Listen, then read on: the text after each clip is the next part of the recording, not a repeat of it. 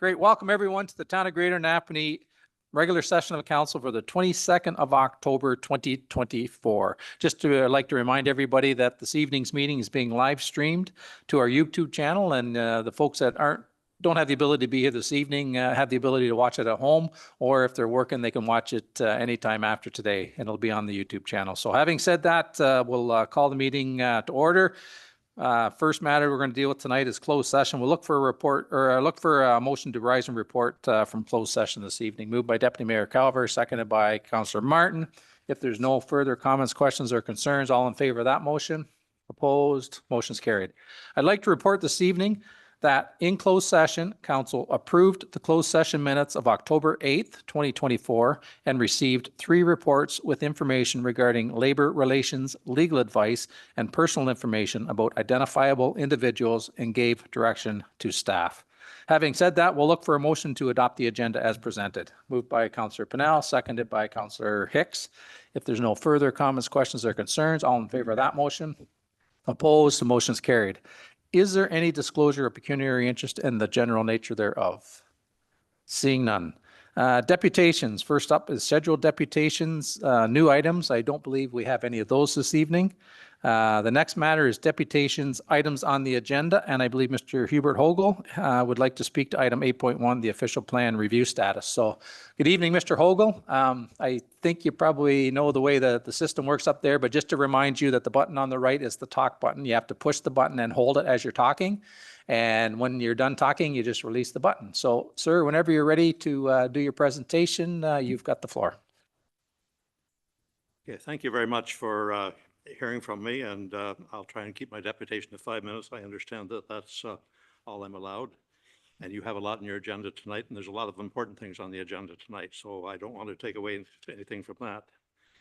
I wanted to talk to you about item 8.1 on the agenda, which is the official plan review. And I did send a 5-page submission to Michael Nobes, which I think everyone here got. I hope everyone got.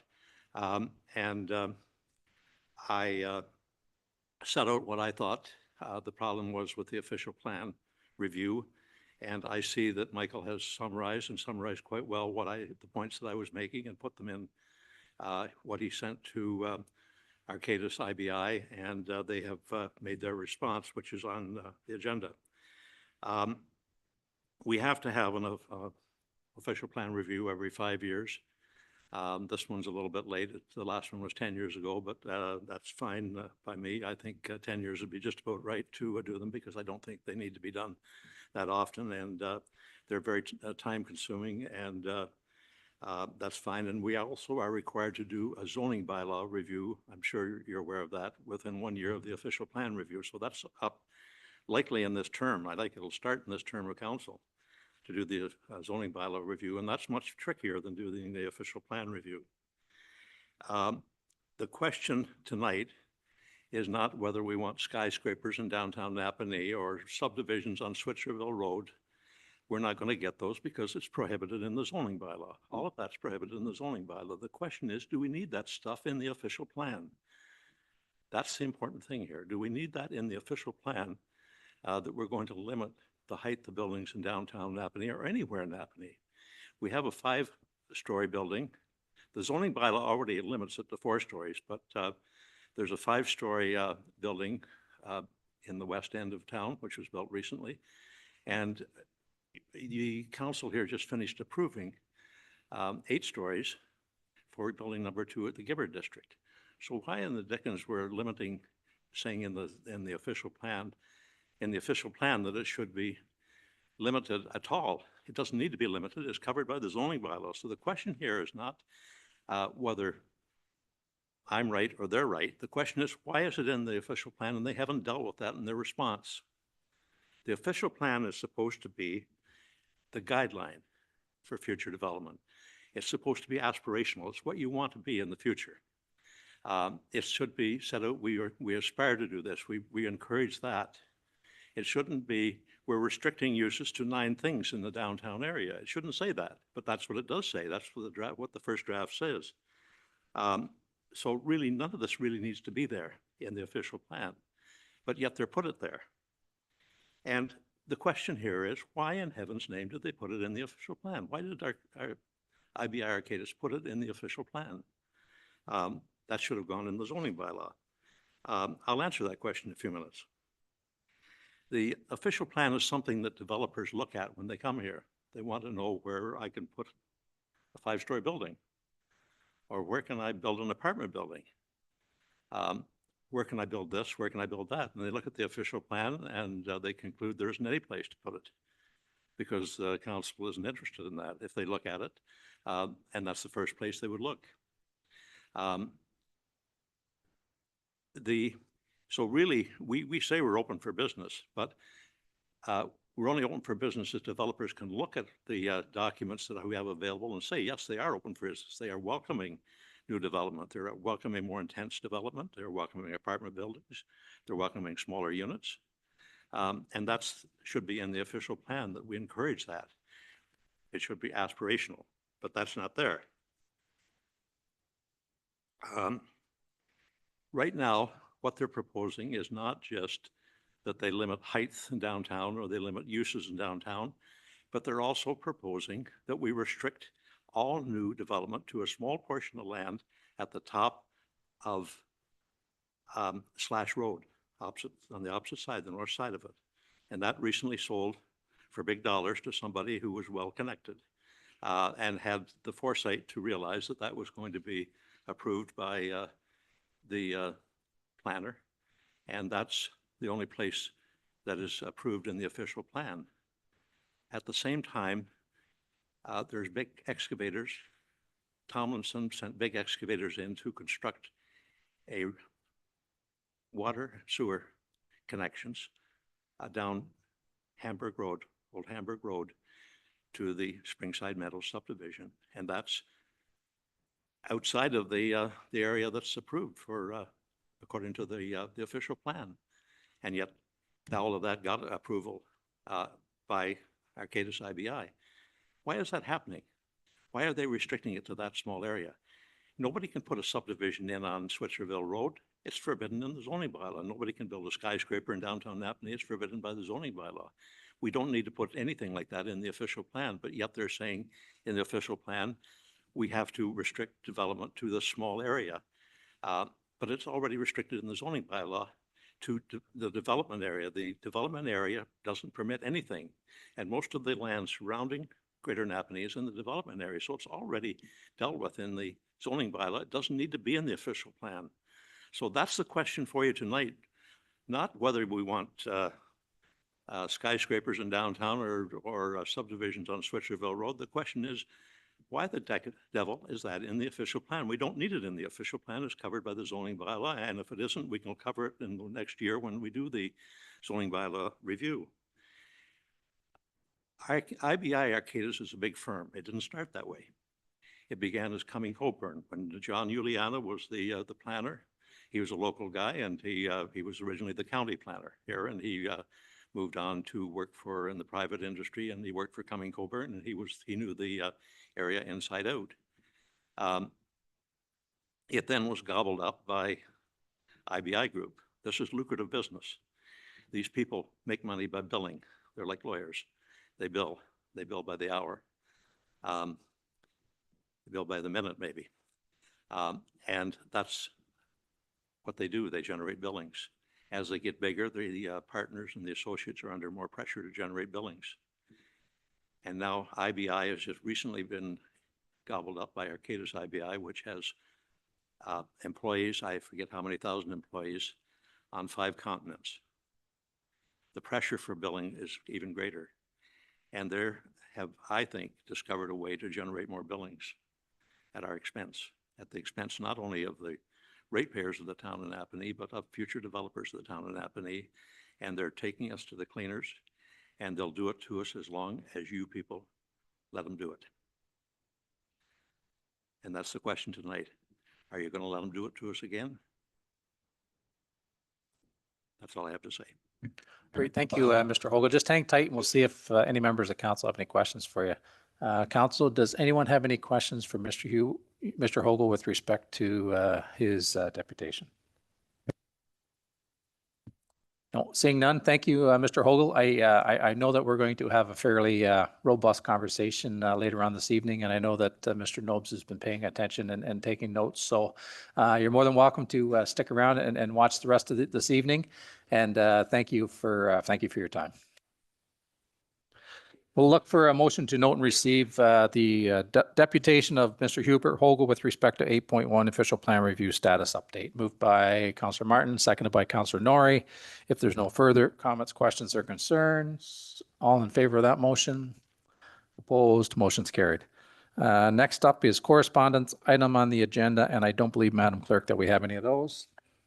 Unfinished business. I don't believe we have any unfinished business this evening, which takes us into the administrative consent agenda. And we'll go through this as we always do, a little bit slower to make sure we cover everything. First matter on the administrative consent agenda is the council minutes of regular session of council, October 8th, 2024. Is there anything in those minutes that anyone would like to bring attention to or speak to? Seeing none. Next matter is correspondence for information, items dated October 22nd, 2024. Is there any one that would like to speak to any of this correspondence that's provided to us? Seeing none. Proclamation, Louis Riel Day. Is there anyone that would like to speak to or talk about the Louis Riel Day information that we have before us? Seeing none. Q3 financial report. Is there anything that anyone on council has any questions with respect to that Q3 financial report? And I know we have Ms. Hamill here that can answer any questions with respect to it. Seeing none. Activity report, executive services, October 2024. Is there anything in that executive services report that anyone would like to ask? I believe Mr. Grant would be able to speak to that. Is there anything, anyone has any questions, Mr. Grant, or Mr. Grant, do you have any, anything you'd like to highlight in that report? Sure. Thank you, Mr. Mayor. Through your worship to members of council. Been a busy month for executive services. You will have seen from the last report of the last meeting that we have planned out and we are instituting structural changes to the organization. We are also in the midst of ongoing development of service levels, and we're going to start with the fire department there, and then we're going to move through every area of the organization to make sure that all of our services are transparent and easy to understand. We did, through the clerk's office, do extensive community engagement, which we'll speak about tonight with the town's parks bylaw and the encampment response. And we are currently in the hiring process for a new bylaw officer. Great. Thank you, Mr. Grant. Is there any questions that come out of Mr. Grant's presentation? Seeing none. The next report is the activity report for Parks, Recreation and Culture. And I see that Mr. Brown is here this evening. Mr. Brown, would you like to highlight anything before we open up the floor to council to ask any questions? Yeah, just one thing, Your Worship and members of council. It does say in the report that we were hoping to keep the washrooms at the Rotary Park and Splash Pad open until the end of October. We've seen a little bit of uptake in vandalism in that washroom. So we are going to go ahead and close that washroom building once we get the water shut off and get it winterized for the winter season. So just wanted to make that known to everyone.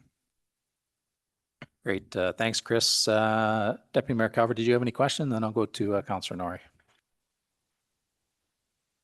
Yes, thank you. Through your worship. Chris, I see you're going to keep the Center Street boat launch open and the Sherman's Point boat launch open till December 1st. Is there any way, if weather permitting, that can hang out? Because there's that big walleye tournament going on out of Belleville, and it'll run right until the end of December or freeze up. Is there any way we can leave those two open, or is that something we can look at? Yeah, through your worship. It's definitely something we can consider. Last year, I think we took them out the first week of December, but if it's council's wishes to leave it in longer, we can. The only risk there, obviously, if it gets frozen in, but that's obviously weather dependent. Yeah, okay, yeah. If we can just kind of play it by weather, if it's going to interfere with other things, you got to do what you do. You got more important things than just that. So, well, thank you. Yeah, thank you, Deputy Mayor Calvert. Go ahead, Councillor Norrie. Oh, that was my question too. Thank you. Thank you, Deputy. Thanks, Councillor Norrie. Is there any other questions or comments for Chris from council before we move on to the next activity report? Counselor Hicks. Thank you. Through you, your worship. Mr. Brown, I see we had a big softball championship here. Are we working now for some of these bigger tournaments for next year? I'm just wondering if it's looking positive. I know we do a lot of tournaments. This one seems to be later in the year than usual, but is there anything on the books for next year? Through your worship to Councillor Hicks. So we take all of our booking requests kind of systematically. So those will start as we get into the new year for next summer. This one in particular was hosted by Queen's Women's Fast Pitch. So we had a number of university teams on the weekend to play the championship tournament. We don't like to have the ball diamonds going this late into the fall, but because their season starts so late when they get to school, they get as many games in as they possibly can before the championship tournament. So we were happy to host it. There was really good crowds down there and some really good fast pitch. Thank you. Great, thanks, Counselor Hicks, and thanks, Chris. Is there any other questions for Chris before we move on? Seeing none, activity report, financial services, October 2024. Alan, did you wish to comment anything with respect to your report or highlight anything that's in the report? Yeah, thank you, Your Worship. Just want to bring attention that you will now see IT included in the financial services report. So their information is included in this month's report. And just highlighting again that staff are working behind the scenes on 2025 budget preparations, and we've met with most departments on their departmental operating budgets, and we have discussed capital at SLT level. So things are underway, and we're looking forward to getting our public budget meetings started in a few weeks. Great, thanks, Ellen. Is there any questions for Ellen with respect to her presentation or report? Seeing none, activity report, infrastructure services, October 2024. And Mr. Nopes, are you going to speak to that as well? Yes, thank you, Worship. I'd just like to draw council's attention to a few items under capital and public works. So the Homestead Road box culvert replacements have been completed, and they were substantially, they were around budget, but by doing them in-house with our public works staff, we were able to glean some very substantial savings versus having to go out for public tender. So we're very happy to see those projects wrapping up. They were successfully completed within budget.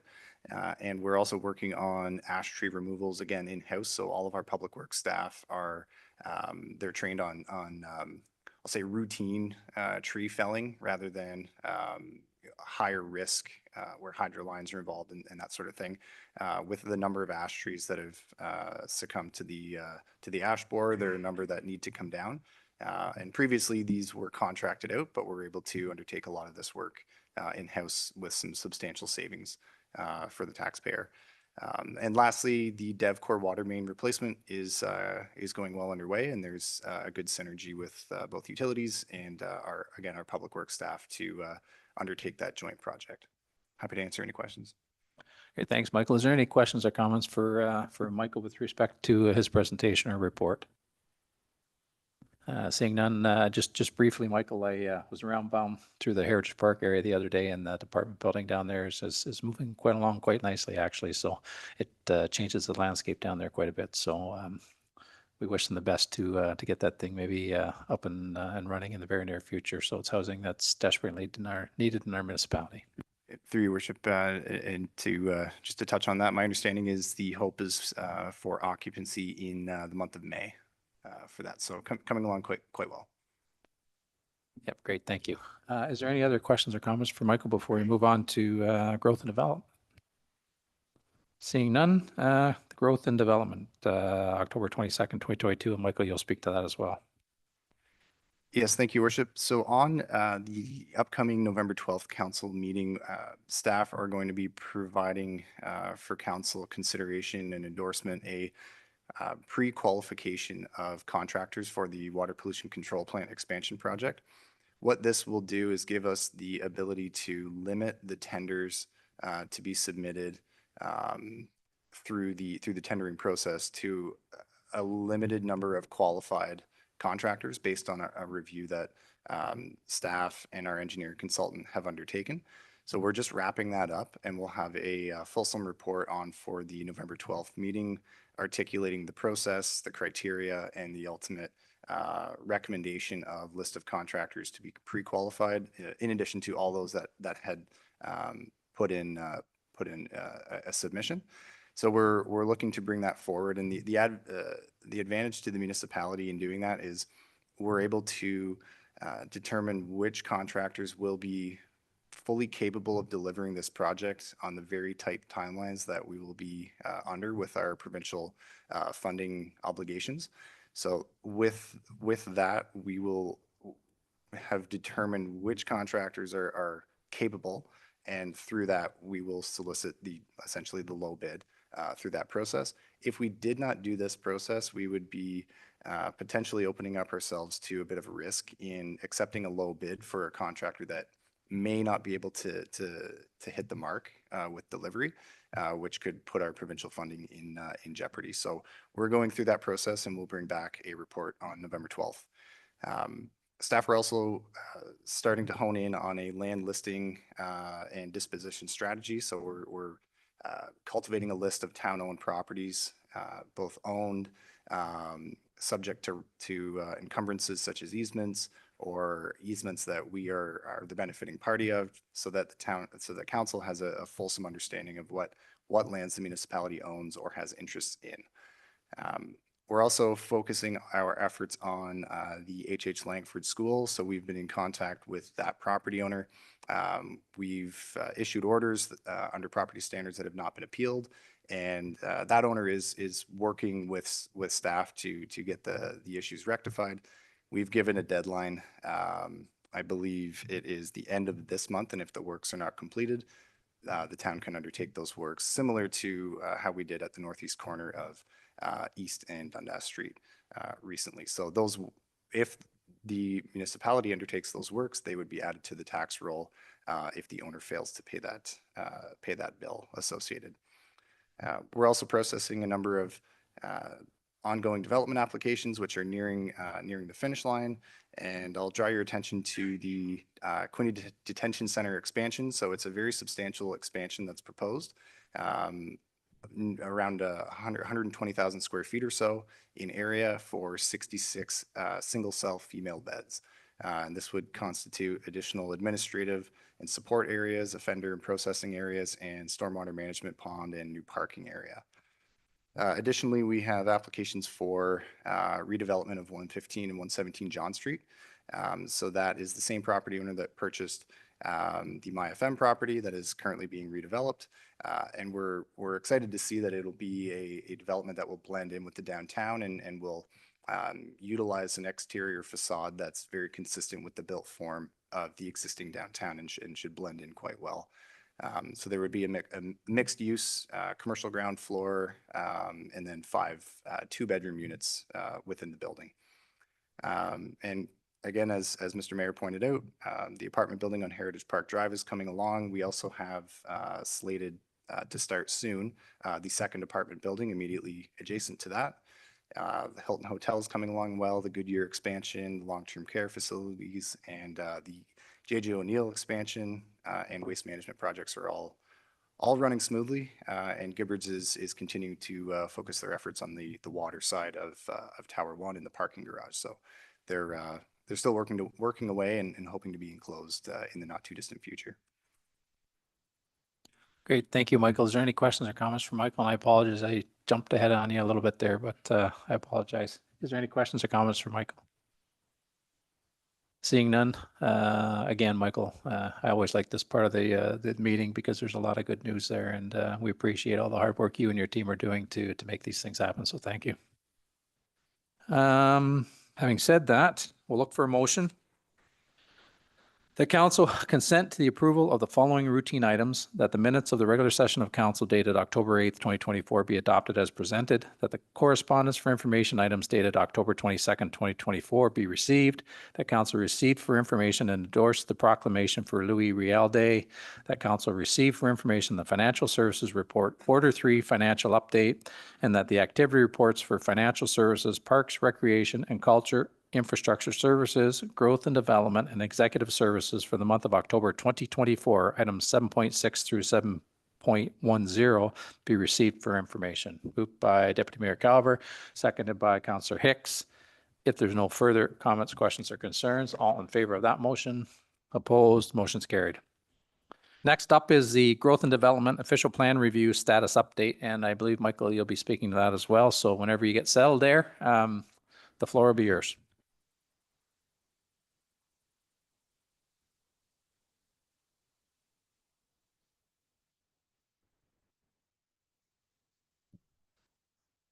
Thank you, Worship. So this evening, as Mr. Hogle has presented to council based on the letter that he had submitted previously in the month of June, the request through that letter was that a number of items be brought to council for consideration and direction to staff regarding further amendments to the current draft official plan policy context. Those items are in particular within the letter, downtown building height and land uses, modifications to the urban boundary, and the fringe area policies. Staff had requested that Arcadis review the letter and provide their professional opinion on the matters that were raised. And I'll first address Mr. Hogle's question around why is this in the official plan versus the zoning bylaw.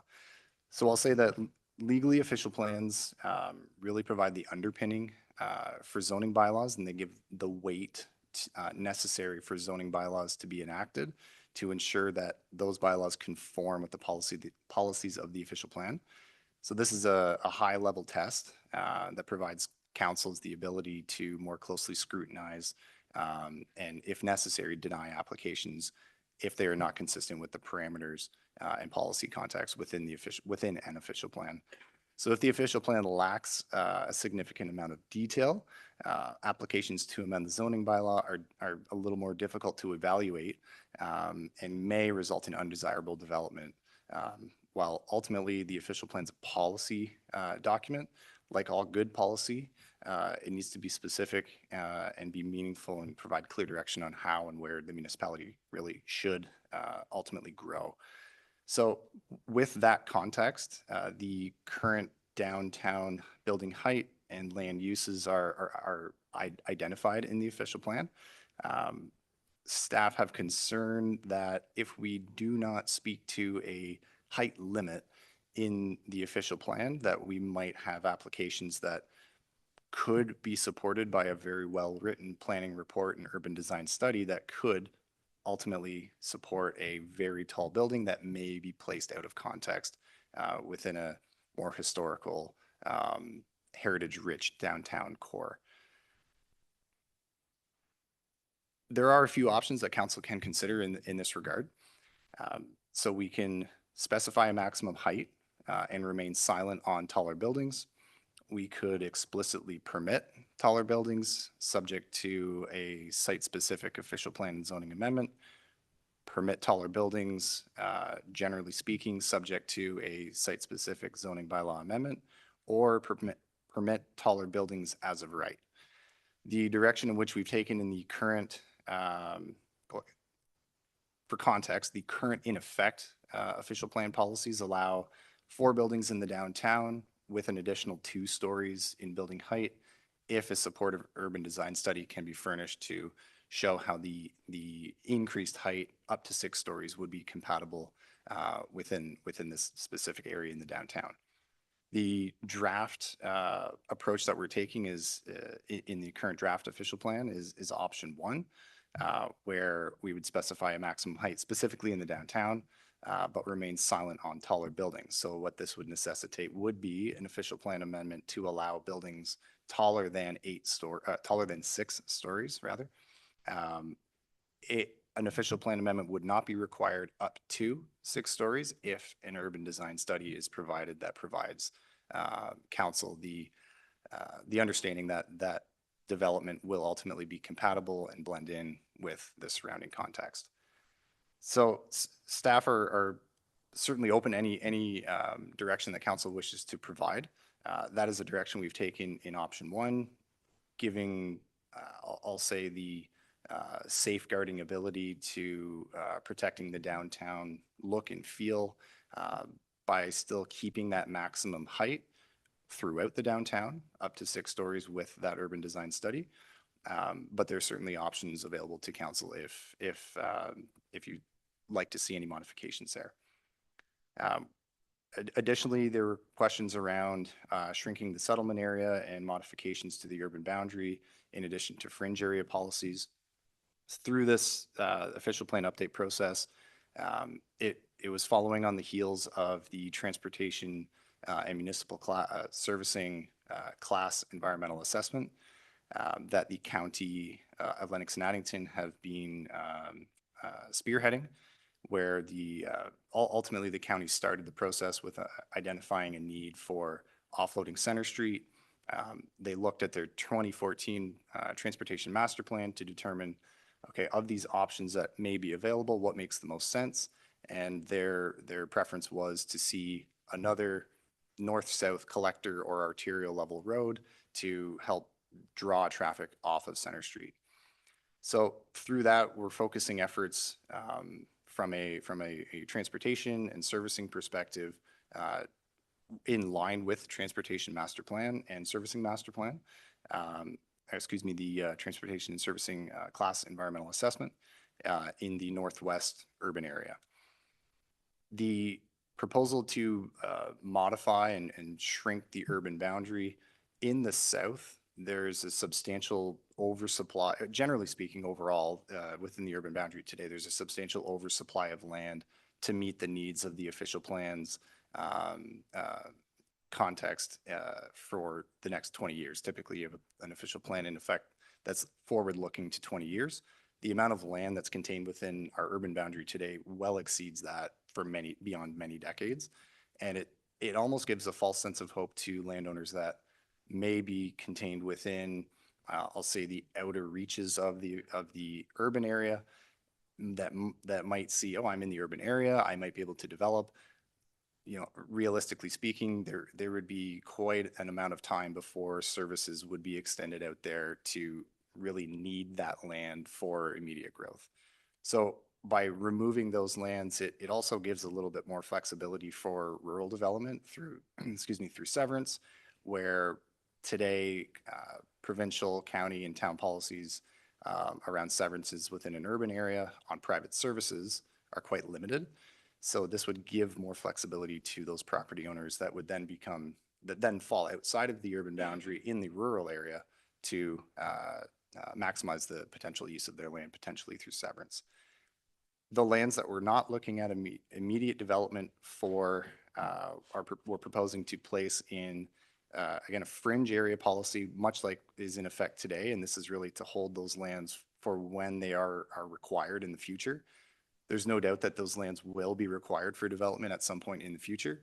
And the immediate, I'll say, need seems to be that it makes the most sense to grow where the services are planned ultimately, which have been undertaken through the class environmental assessment process. So those are the, I'll say, the reasons how staff have landed on the draft policy context in response to Mr. Hogle's comments and questions. And Arcadis's response is included within my report as an appendix. So if there's any questions, I'd be happy to answer those. I just wanted to provide a bit of a context to my report and provide some context to Arcadis's response to Mr. Hogle's comments. So certainly happy to answering any questions, but would be looking for some direction regarding downtown building height and land uses, modifications to the urban boundary, and those fringe area policies tonight. Great, thank you, Michael. Does anyone have any questions for Michael with respect to his presentation or his report? Go ahead, Councilor Pennell.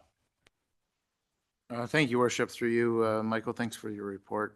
Just have a question. I got a couple of questions, but I guess we'll go through them all. In regards to the height for downtown, could you help me out with trying to understand what the difference is between option 1 and option 3? With option 1, if we remain silent on a taller building, but in option 3, we permit it, but we would still need to talk about it before it's really permitted. So if in option number one, if we're just going to remain silent on it, they could still ask for a taller building, correct? Through your worship, correct. So if we remain with option one, there can always be a request for a taller building exceeding 6 stories.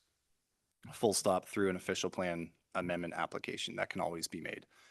Option 3 effectively would permit taller buildings as of right, but it would limit, shouldn't say limit, it would give council the, I'll say, control to ultimately approve that height of building being requested through a zoning update, or through a zoning bylaw amendment application. So the official plan would say, generally speaking, yes, taller buildings would be permitted under option 3.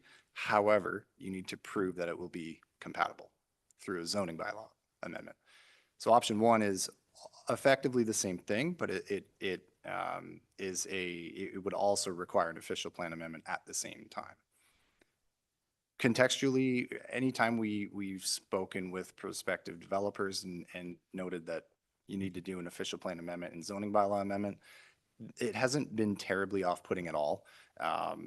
You know, our fees are very low. Ultimately, they're not encumbering at any rate. And I would say more often than not, an official plan amendment and zoning bylaw amendment are applied for at the same time and just run concurrently. So the amount of time, it wouldn't really result in a time delay, if that makes some sense. Because from an official plan perspective and zoning perspective, the policies that would need to be reviewed and effectively ensuring conformity with would be done through an official plan process or a zoning process regardless. I hope that makes sense. Yep, go ahead, Councilor Purnell. Thank you, worship, through you. Just as a follow-up, Michael, then really basically it's still either option is still giving council the authority to limit the size of the buildings to keep conformity. So I'm struggling a little bit on which way to go on this, because really at the end of the day, in my mind, we're ending up at the same spot in time, if you will. Through your worship, correct. I would say option 1 would give a little more level of control. Option 3 would almost say, in principle, tall buildings are permitted, if that makes sense. Option 1 would say they're not explicitly permitted. You're going to have to prove that in principle it should be permitted here. I hope that helps clarify. It does. Thank you. Thanks, Councilor Purnell. Is there any other question, Councilor Hicks? Thank you, Your Worship. Thank you, Michael. Quick question. We are speaking specifically to the commercial business district, correct? Through your worship, correct. So the downtown. So effectively from the river, north of Dundas, west and east, yes, the CBD as shown on Schedule A in the official plan. It's basically the same footprint that was the BIA, or close to it. Very close to it. Okay. Yes, not exactly. Thank you.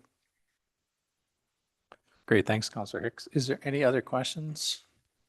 Councilor Purnell. Thank you, Worship. If I could just move on to the modifications of the urban boundaries. We do see that the modification of the lines to the south have cut some of the properties in half that were allowed in now, if you will. I'm just wondering what would be, as you mentioned, that sooner or later those lands will be looking at being developed. I'm just wondering if what happens if the land is cut down by half, let's say, or whatever portion that it is. What would be the restrictions of being able to develop the whole parcel of land then? Through your worship, the requirement then would be an official plan amendment application to further extend the urban boundary to encompass the whole of the lands. So under current 2024 PPS, the the province is allowing third-party applicants or property owners effectively to apply outside of an official plan review process to modify the urban boundary of a municipality.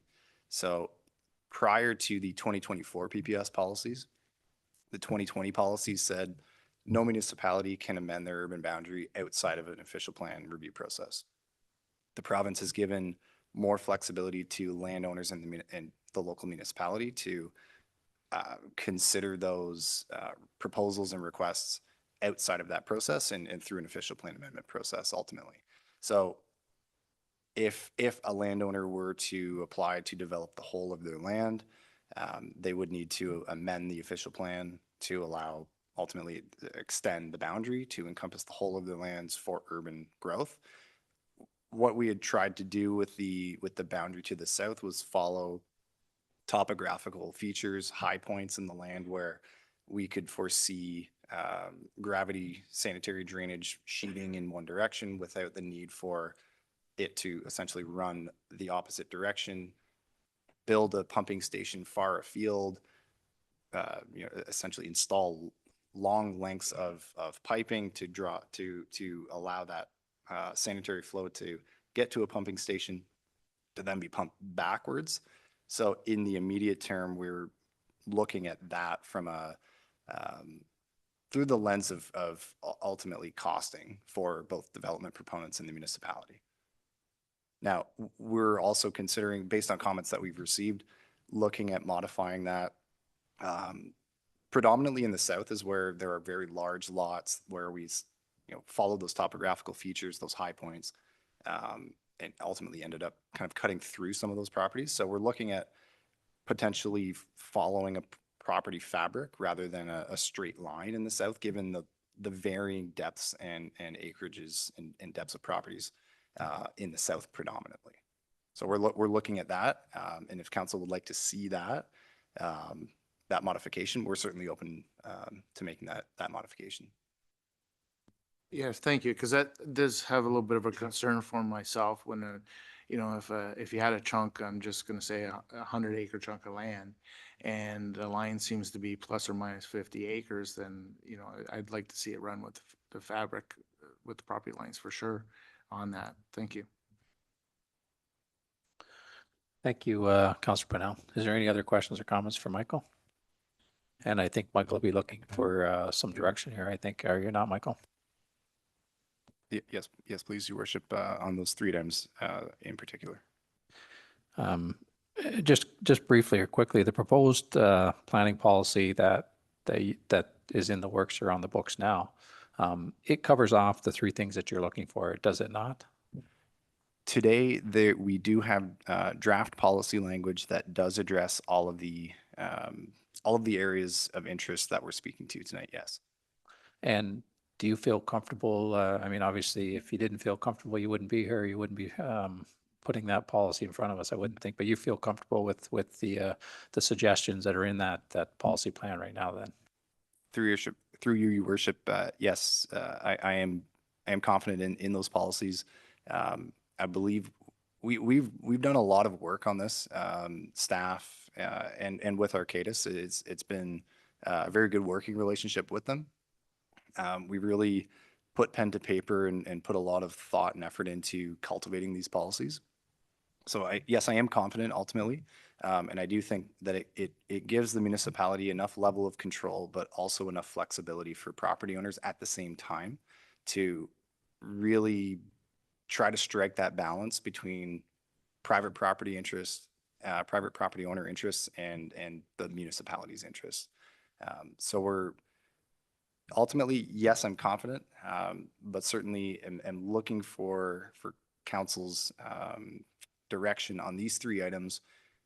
And back to the urban boundary, if that is something that council would like to see, is to follow property lines, I have no concern with doing that. We were predominantly trying to follow logical topographical features and ultimately resulted in a fairly straight line that we were able to just, more or less draw horizontally, and it worked out well. But there's no concern with making those changes in the south to follow property ownership at all. Okay, and I think you probably answered my next question is that with the proposed plan that's before us, it's restrictive enough that you can manage it, however, not too restrictive that you couldn't, it's got flexibility to it, I think. And I think that's what I heard, what I heard you saying. Your worship, yes, that is correct. Okay, that's all I had. Is there anything else, Councillor Hicks? Thank you, Your Worship. Michael, I read it all through for the second time and even maybe possibly a little bit of a third time.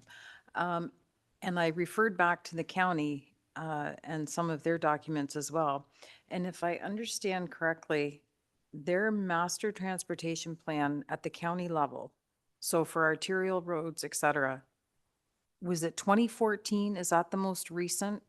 And did I understand that actually the work began in 2008? Did I get those dates right? I believe, through your worship, yes, I believe you're correct. There, I think the 14 plan was an amendment or an update to the 08 plan.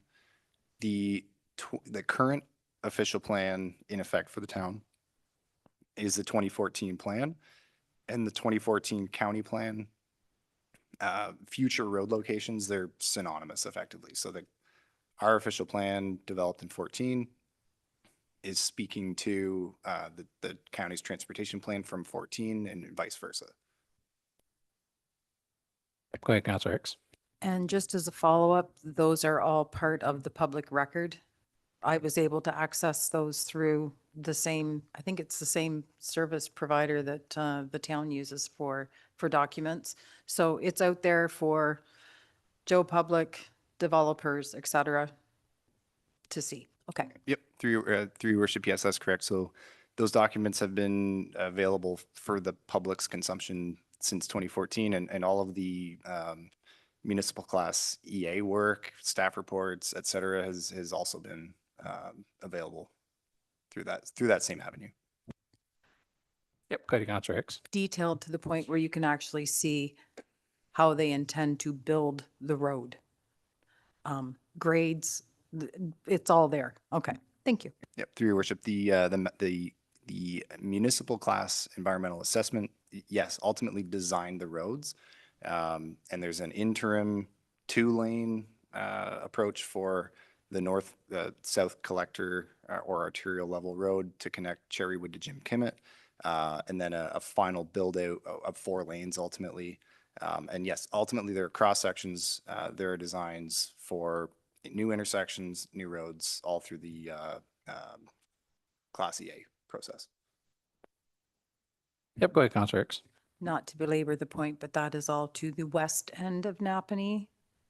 Yes? Through Thank you. through you, your worship, yes, the northwest end of the municipality. Thank you, Councillor Hicks. Councillor Purnell. Thank you, Worship, through you. Michael, we talked about the height of the buildings, the urban lines, but do we have any discussion on the third item of the policies? I think it's fringe areas, I think, Mike. Through your worship, yes, I touched on it. The concern that was raised in the letter was that freezing development in the lands designated fringe would be, I'll say, unfair to property owners that are contained within the fringe area. Staff are in the current draft policy language. Staff are proposing that those lands be held for future development when they are needed. The current planned servicing is in the northwest area through those processes. And when that's built out, then lands ultimately in other areas designated fringe would be very much eligible for development. There is some, I'll say, wiggle room per se in the fringe area policies, but the guidance is for development of the lands where the servicing is planned through the master planning and Class EA process. So the question is, should the municipality remove the, I'll say, restriction on holding the fringe area lands for future development, or should those lands be fully opened up for development applications as of right? Thank you. Thanks, Councillor Pennell. Is Councillor Hicks? One further question. Thank you, Your Honor. Springside Meadow, but that's the name it is now and will be forevermore. That particular development, when did that start? If you can refresh my memory, because I think this is the third or fourth iteration of ownership and plans. Through your worship, if my memory is correct, it was 2019, 2020. In it when application was first made, it was in that range. Yeah, and I think it was the last term of council. I remember it being in the last term of council for sure. So thanks, Councillor Hicks. Is there anything else anyone would like to ask Michael, or I know that Michael's looking for some direction. I guess me personally, Michael, is I'm quite content with the direction that you're heading in right now. With respect to, I know the three articles that we've discussed tonight: the downtown building height, the modifications to the urban boundary, and the fringe area policies.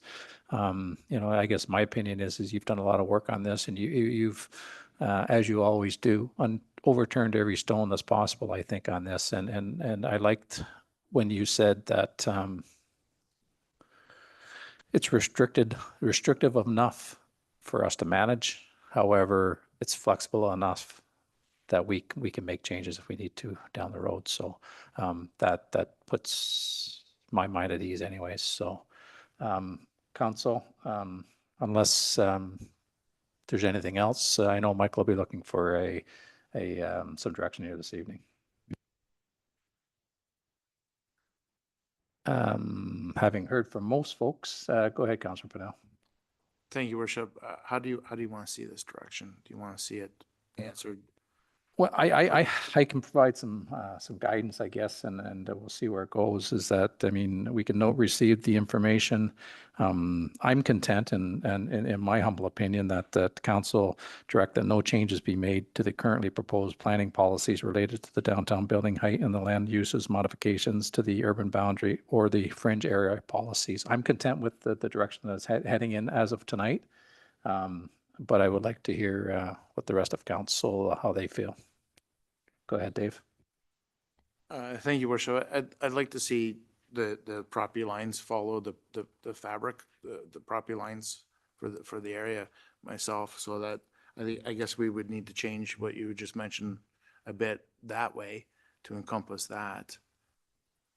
And I'll direct that to Michael. With what I've suggested, Michael, or do you need more direction than what I've suggested this evening? Through your worship, I think I think the clerk can wordsmith something to the effect that lands proposed to be removed from the urban boundary, the urban boundary follow property lines where possible, if that works, ultimately, to achieve the intent of the current draft. Something to that effect. I think I understand what the comment and the direction is here, how we want to put it on paper. And we will look to Madam Clerk to give us some assistance on that one when she gets caught up, whenever you're ready, Jess.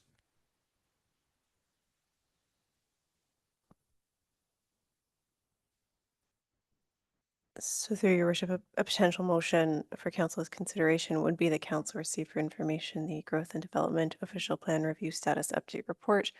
Further, that council direct that no changes be made to the currently proposed planning policies as identified in the circulation draft official plan related to downtown building height and land uses, urban boundaries, or fringe area policies, save that council direct that the urban property boundaries be amended to follow parcel fabric boundaries where reasonably possible.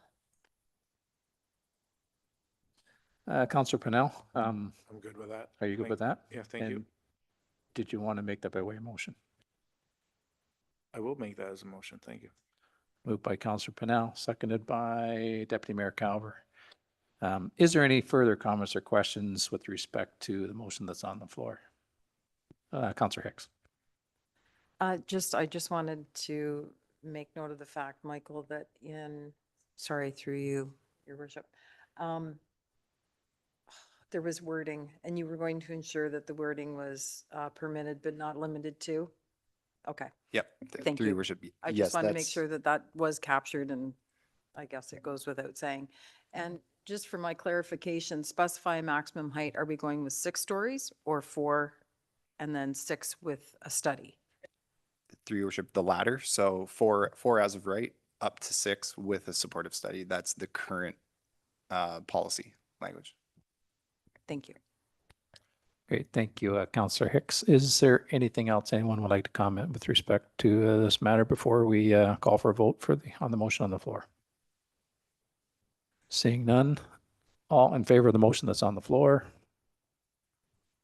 Opposed? Motion's carried. Thanks, Michael. Next up is the Docupet agreement renewal. And Madam Clerk, are you going to speak to that?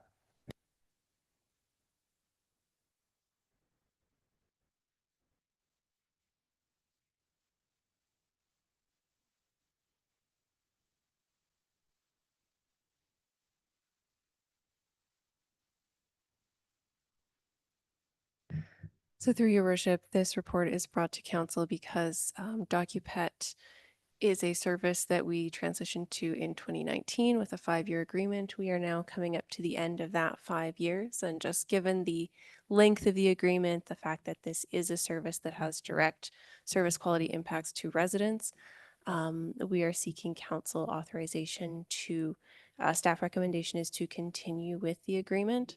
While there is a slightly higher direct dollars cost to us maintaining the service, we do believe it provides a much better quality of service to the residents. And there is a time saving for staff that is harder to quantify, but we do believe justifies continuing with this. The only minor suggestion we would recommend is that in the renewal, unless council directs otherwise, we would propose to remove that discount partnership with Ren's Pets, because it has been pointed out to us that that does provide an unfair competitive advantage to one business over another. It's not mandatory that it be in there, so staff intention would be to remove that going forward.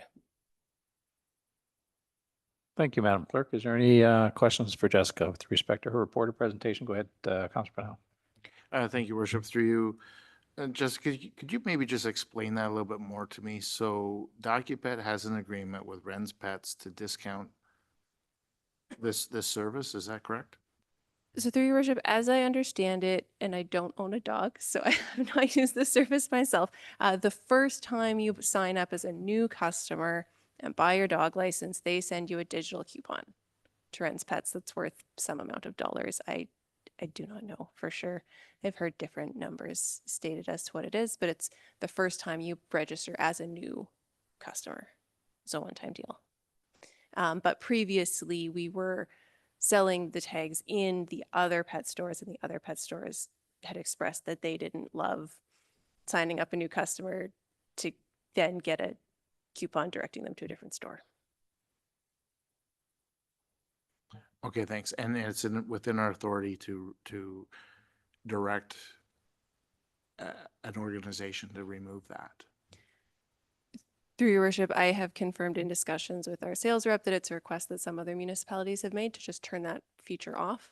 We asked if they could partner with more people and more local organizations. They said no, they just have the one partnership, but it has been requested in other places to just toggle the button off, and they would be willing to do that if that was a request from us. Okay, thank you. Thanks, Councillor Brunel. Is there any other questions or comments for Jessica with respect to her report or presentation? Go ahead, Deputy Mayor Calver. Thank you, through your worship. So understanding this report is Docupets have a contract with Ren's Pet Supply. When you renew your dog license, you buy your dog license, you get a discount coupon. I don't see where that's got really any bearing on the town. This is all a total separate business from the town from our town. It might, my way of thinking, it might encourage people to actually register their dogs and pets, but that's just my thought on that. Thank you.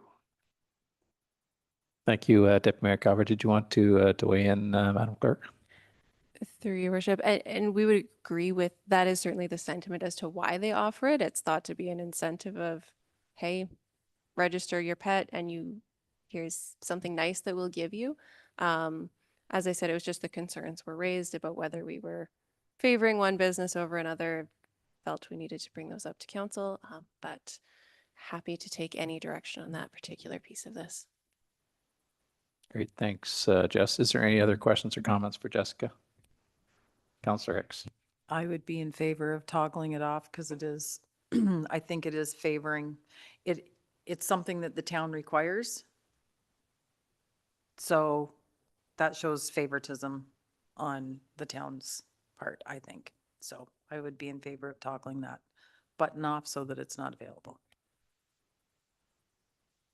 We do have a staff recommendation that council receive for information the Docupet agreement renewal report, and further council approve the agreement renewal and authorize the mayor and clerk to execute that agreement. Madam Clerk, do you have what you need as far as direction from council? Through your worship, yes, I do. I would say if you were going to tell me to do something other than what was stated that we intended to do in the report, I'd ask for a specific motion to that effect. But if you're okay with the intended direction of staff, I don't believe we need to confirm that by way of motion. Great, thank you, Madam Clerk. We do have a staff recommendation, Councillor Hicks. Moved by Councillor Hicks, seconded by Deputy Mayor Calver. Is there any other further comments, questions, or concerns with respect to either the presentation or the report that's in front of us or the motion that's on the floor? Seeing none, we'll call for the vote. All in favor of the motion that's on the floor? Opposed? Motion's carried. Thanks, Madam Clerk. Parks, bylaw, and encampment protocol consultation report. And Mr. Grant, you're going to speak to that?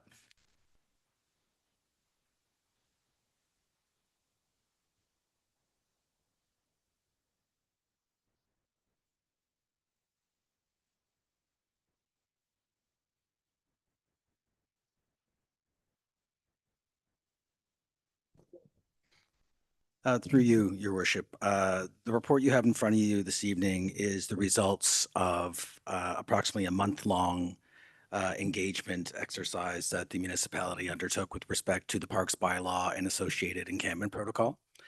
The online survey itself garnered 1,300 people to visit the town's consultation page and approximately 550 people responding to the survey. And for context, that's a lot. In terms of the surveys that we do. In addition to that, we had the public deputation that the mayor directed happen at the SPC, and that was, the Best and Bash Center, and that was approximately 300 and change individuals. And we also had, I believe on October 1st, an information session that allowed people to ask questions specifically to the Parks bylaw and the encampment protocol itself. And that was approximately 220 individuals, as well as a number of questions that came forward. In terms of the online survey itself, of the 550 people, approximately 66% of respondents were between the ages of 25 and 65. Not a lot of responses from individuals below the age of 25. And the majority of respondents had indicated they'd lived in the town of Greater Napanee for 10 years or more. Of all the respondents, 25.2% said they had a home or business near an encampment area, 17.6% said their work intersected with homelessness, and 17% said they are or had experienced homelessness. And at this point, I'd like to thank our partners at Prince Edward and London Significant Social Services, who lent their support in helping us reach as many people who had experienced homelessness as we could, so we could have a fulsome review. In terms of the report itself, the engagement itself, a number of themes emerged. I would say one of the themes that emerged that we saw was there's lots of individuals who did not want to see homelessness or encampments in Greater Napanee. As referenced before in some of the reports we brought forward, I would say that recent court decisions have indicated that in a community such as ours, where you don't have enough shelter space or housing to accommodate everyone, people have the constitutional right to shelter themselves. It doesn't mean they can do it anywhere, but it does mean that they can do it. And so the intent of the encampment protocol specifically was to create predictability and allow us some management tools. But it is worth noting that there were a number of individuals who felt they didn't want to see encampments in any public spaces anywhere. It also came out that there was a desire to protect vulnerable citizens. Particularly, there was a focus on having encampment areas not be located near areas where children would congregate. That would be daycares, schools, splash pads, playgrounds, that sort of thing. There was a desire to limit the clustering of tents, the size of encampments, if you will, to 3 out of the options given. That was the number. The majority of respondents didn't feel that a special place, 36%, that we should identify any particular place in terms of being off limits to camping in public spaces, encampments in public spaces. And 21.6% felt that Conservation Park should be specifically identified not to have encampments. Nearly 60% of respondents to the survey favored installing sharps containers, more garbage containers, and bathroom areas in known encampment locations. So with that, staff took a look at the feedback. Deliberately, we did not bring forward a bylaw this evening. We wanted to get council's input and direction based on the input that we received from the community.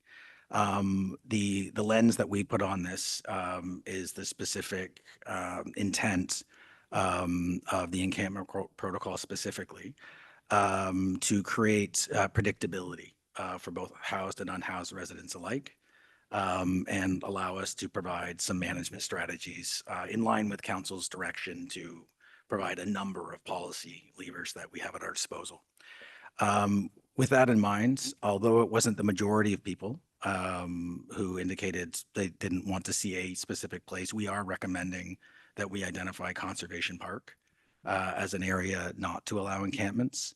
21.6% of people, as mentioned, indicated that would be a location if we were going to have one that we would designate as a sensitive area, if you will.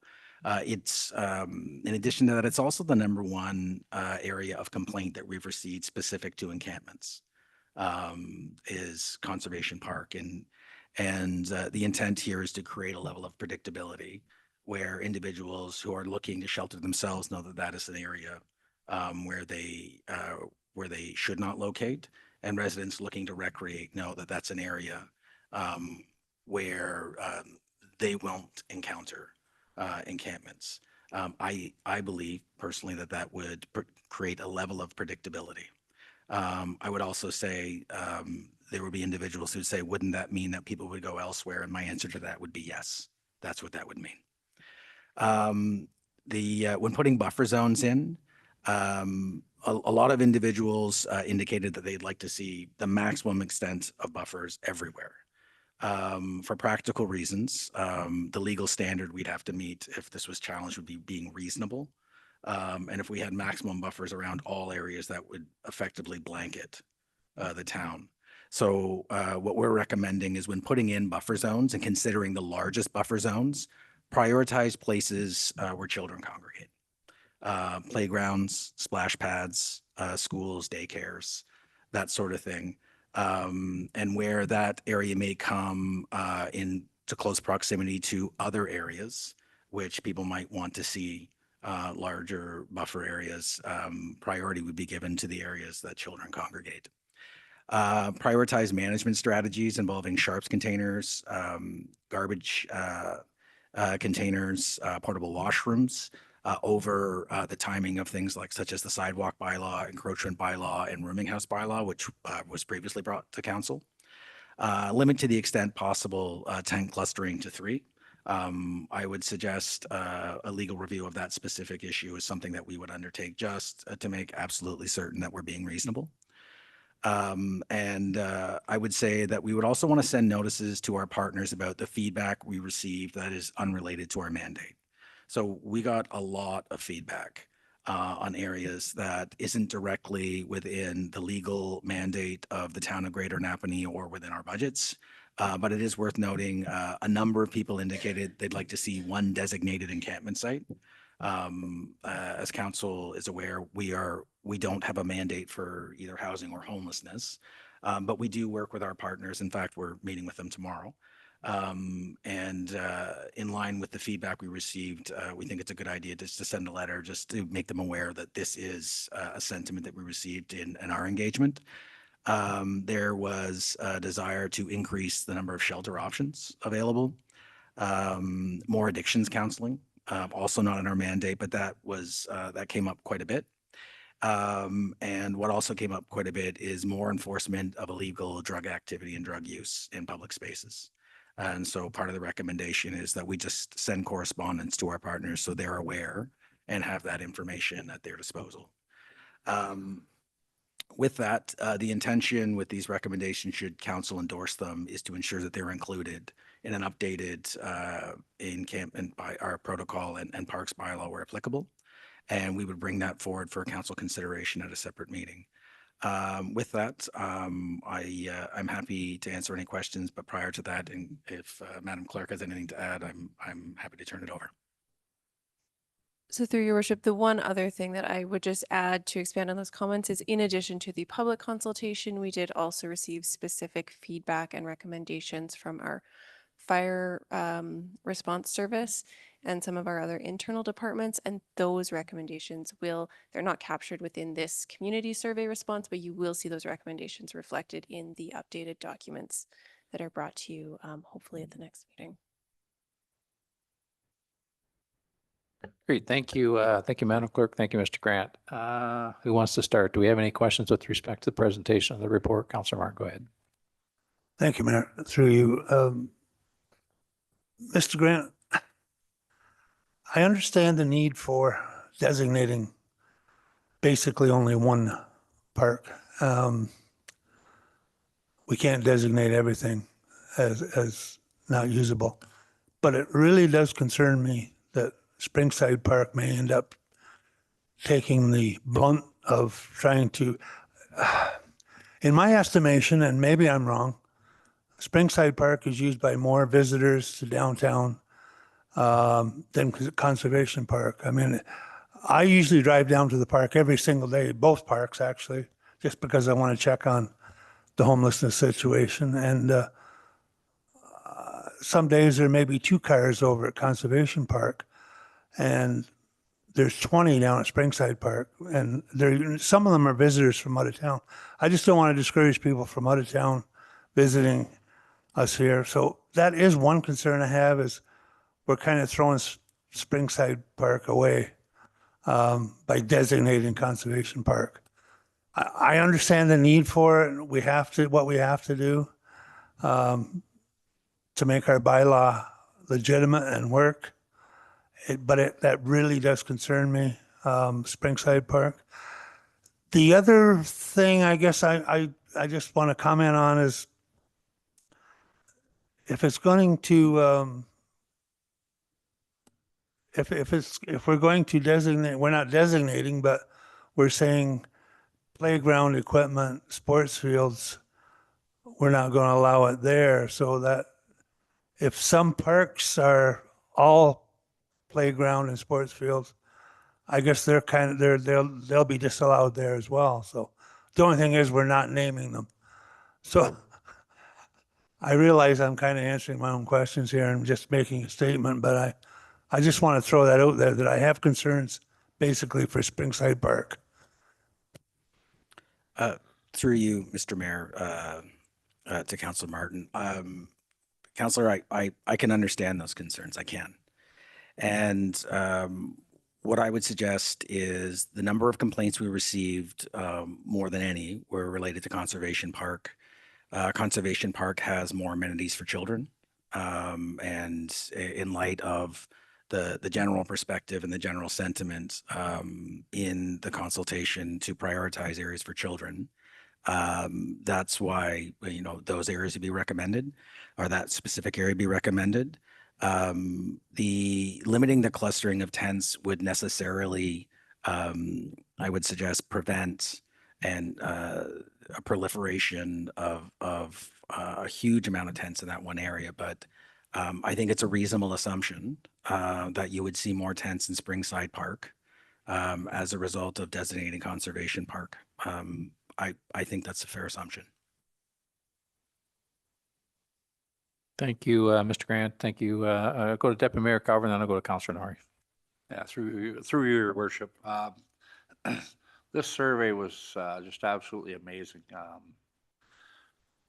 Lots of good information. The data was amazingly collected. Kudos to the survey. I would love to be able to see both Conservation Park and Springside designated as encampment free. I got to agree with Councillor Martin. I realize most of your complaints come in with Conservation Park. I understand that. I too spend daily at both parks, and Springside Park it's a staple of the community. It's I mean, there's a lot of people go down there. They eat their lunch there. They're on the Wi-Fi. They're looking at the falls. It's a pretty beautiful spot of Napanee, and I would just hate to see it take a turn, especially since the two parks are joined by our only boardwalk, our only walking path, or that sort of thing that we have in the community that's known to everybody. It's would just be great if both of those parks could be encampment free, but I know we still have to do what we have to do. So, thank you. Thank you, Deputy Mayor Carver. Mr. Grant, did you wish to respond, or do you want me to go on Just to a comment through you, Mr. Mayor. Councillor Nori? Mr. Deputy Mayor, I think a lot of people would share that sentiment. And I would say that Ms. Walters and her team did an excellent job mapping out where the municipal properties were in terms of where we would expect people who might have encampments.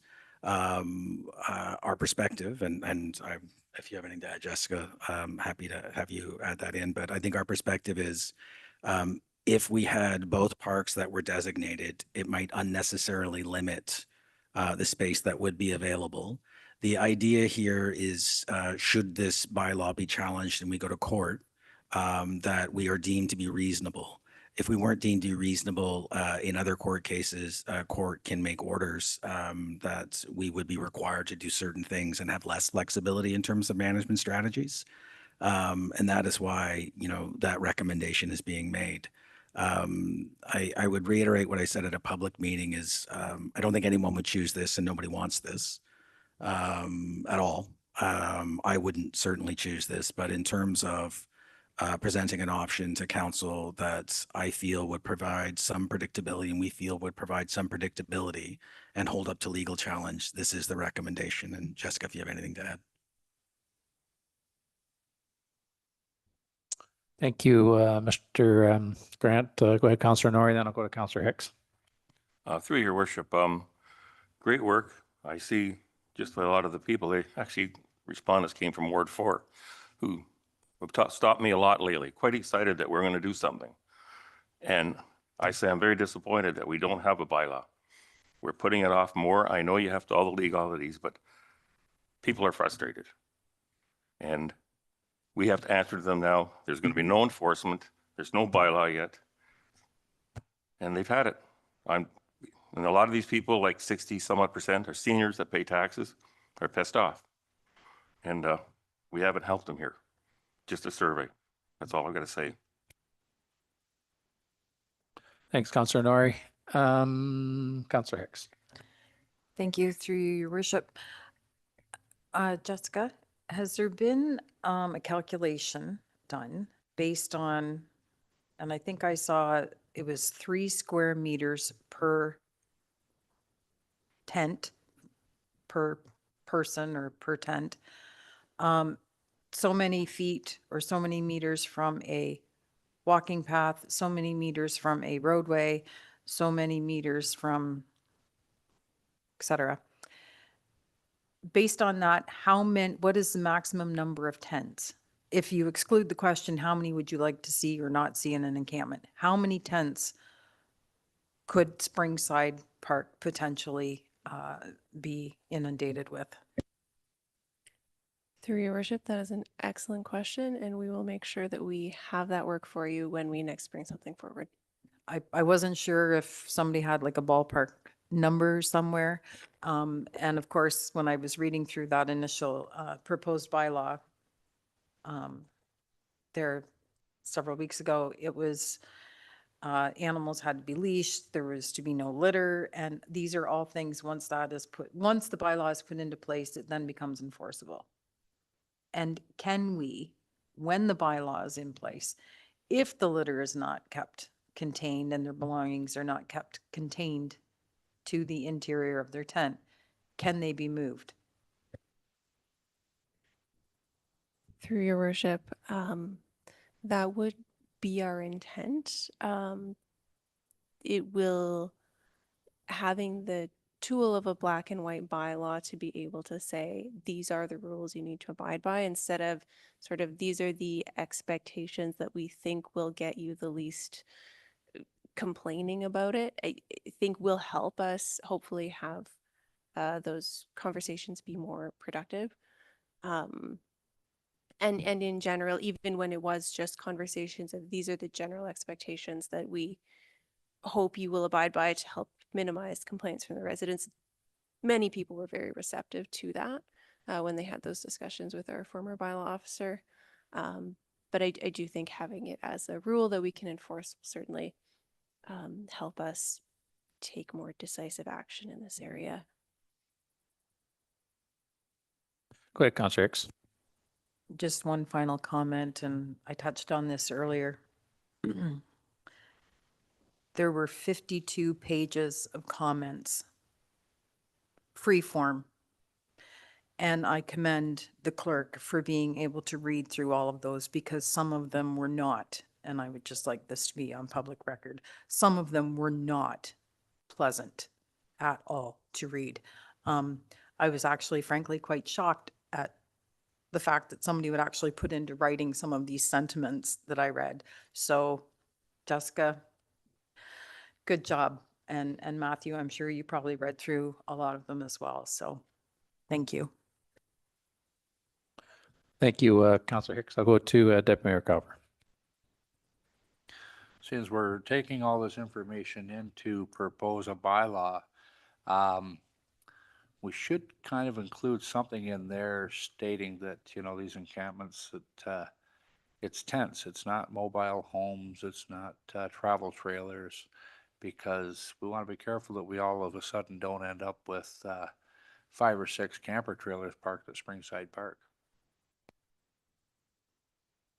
Is that something we can write into our bylaw that it's tents only?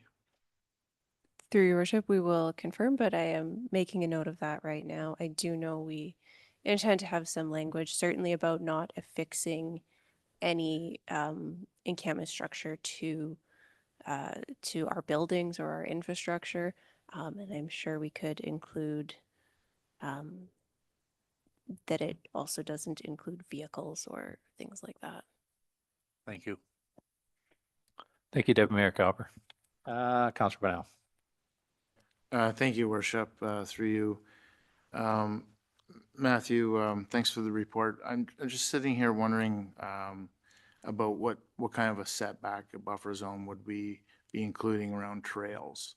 I know that the minimum's not going to work and the maximum's not going to work. So I'm just wondering if when we see what you're going to bring back to us, if there's going to be all of these details for us to take a look at.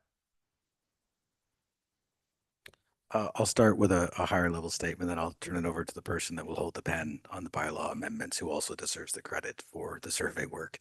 I would say that should council elect to go with maximum distance from areas where children congregate, that might necessarily impact the size of buffers around trails and other amenities, but it would be our intention to have those laid out in a proposed bylaw as it comes forward for council's consideration. Through your worship, I'll just add to that. So what our intention would be, just from a process perspective, is we'll take this feedback, we'll take our map, we'll plug in our biggest buffers for our playgrounds, schools, daycares. We'll see what it looks like. And then we'll start playing with the buffer zones on those other areas until we've got a map that we think looks defensible. And that will inform the details of what go in the staff report and the draft bylaw. And we'll have both of those because I know myself, I find this easier to digest in a visible format. So I always appreciate having the maps, and I think other people do as well. But that's sort of the process that we intend to follow on that. Okay, thank you. And just a statement that I'd like to say is that, you know, we're talking about Conservation Park and having that as an exclusion zone and the great possibility of having more encampments in Springside Park. What I'd like for the rest of council to think of as well is the other parks that we do have in town are surrounded by housing and surrounded by children living there. And I'm quite sure that we would have more of a feedback if more and more encampments started to show up in those parks. So it's the lesser of the evils, I guess. And it's just something I'd like for everybody to think about as they're saying about how Springside Park and stuff like that would be a loss, but the others would be as well. Thank you. Thank you, Councillor Pennell. Go ahead, Councillor Norrie. Thank you. Just listening to everybody, what you have to do now for this bylaw. Ballpark when it'll happen, because again, not only are the letters nasty, a lot of it to our faces are nasty, which is fine. People are upset and I can take it, but what can I tell them? Through your worship, we will make every effort to get this to council as fast as we can. The forward calendar says we're bringing it with a report to the next meeting, so that if you're happy with what you see in the report, you could adopt that bylaw as fast as the next meeting.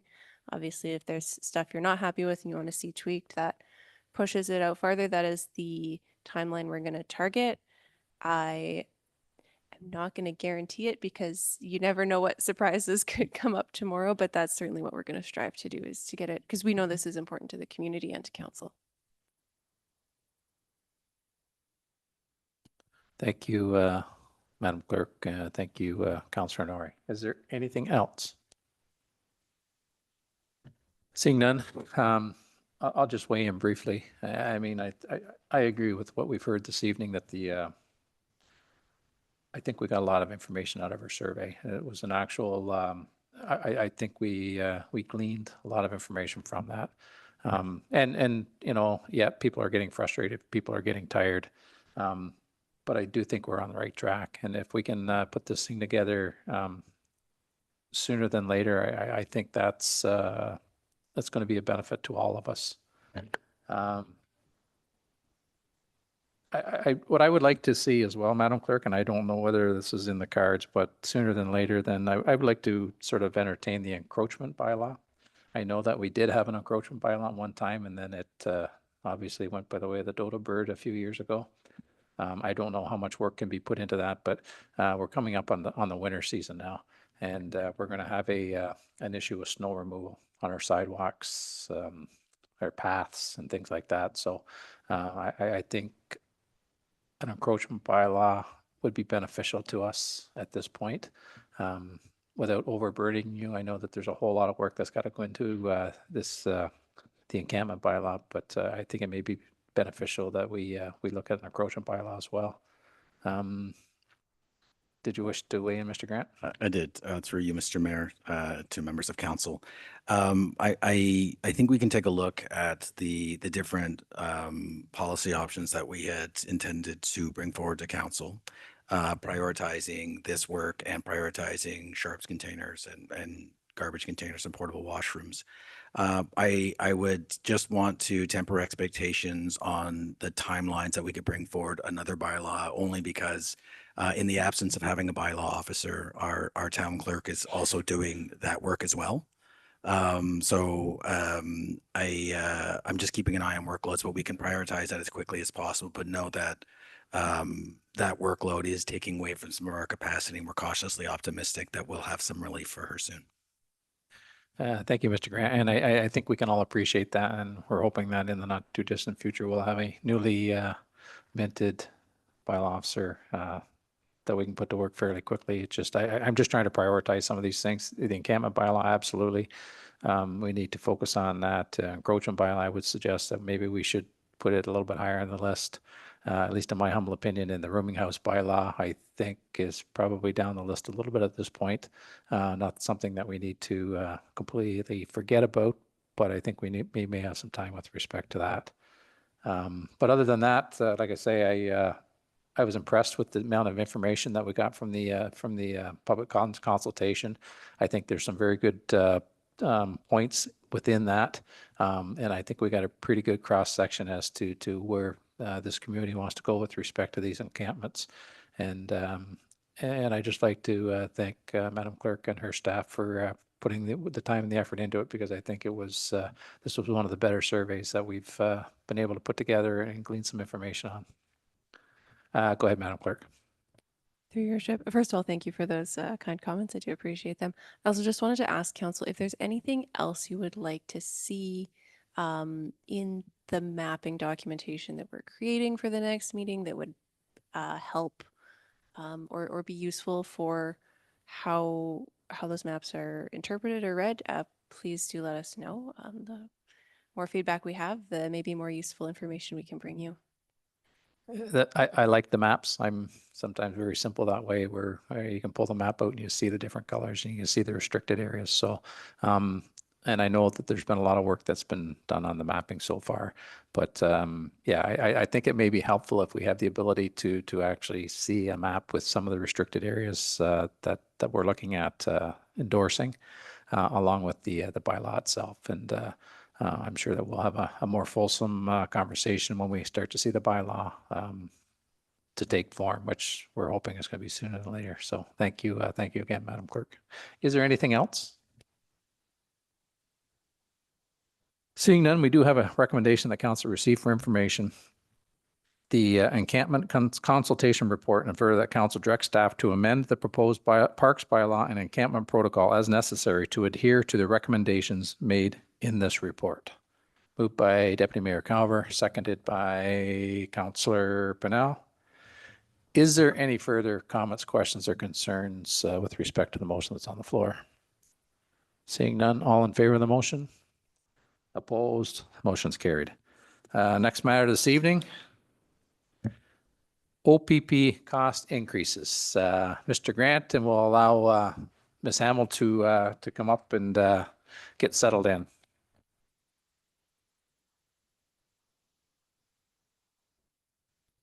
Thank you, Mr. Mayor. Through you, Mr. Mayor, to members of council, this is in response to direction received from council to bring back a high-level impact of what we expect from the 2025 charges that we expect from the Ontario Provincial Police. This will be the first of a few reports, is my guess. We're in the midst of trying to collect some of the information, which would include calls for service, your specific reference to the detention center, Mr. Mayor.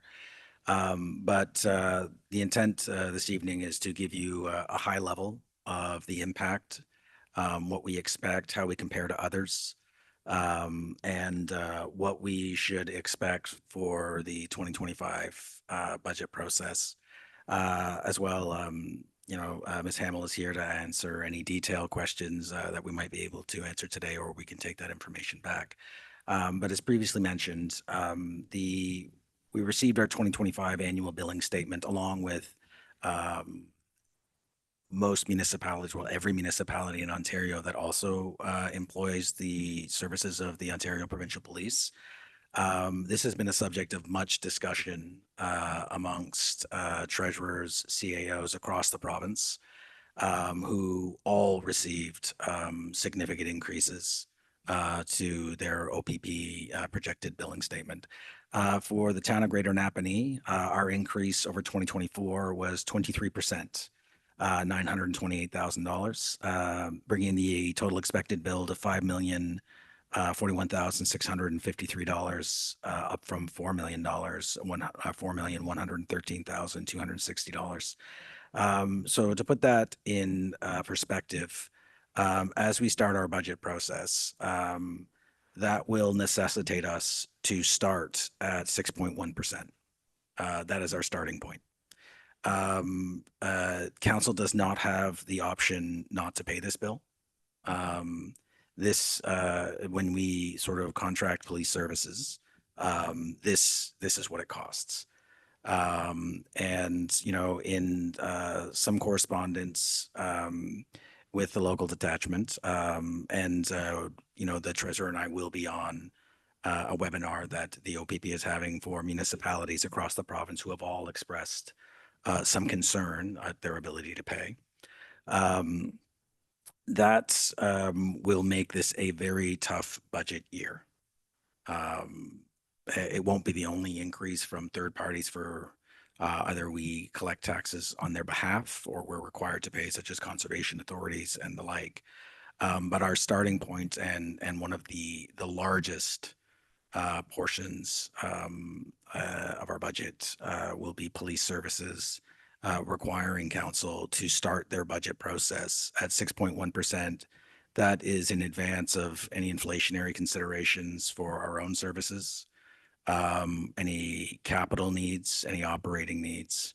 I can confirm that the corporate leadership team and the senior leadership team understands the burden this places on council. It is our sincere effort at present to be as prudent as possible when we bring this forward, the budget forward, to identify the needs and the why, understanding that a 6.1% starting point puts council in a very difficult position. As council has, in my conversations with them, been very clear that the burden on the taxpayer is also front of mind in you know, a period that's had a high inflation and cost of living is high. We understand that, and so we will go through our budget process, and when the budget is presented as a recommendation from the senior leadership team, it is our intention to be as prudent as possible. As I mentioned, we aren't alone in receiving these costs increases. And I know that the provincial government and the Ontario Provincial Police has been hearing from a lot of municipalities.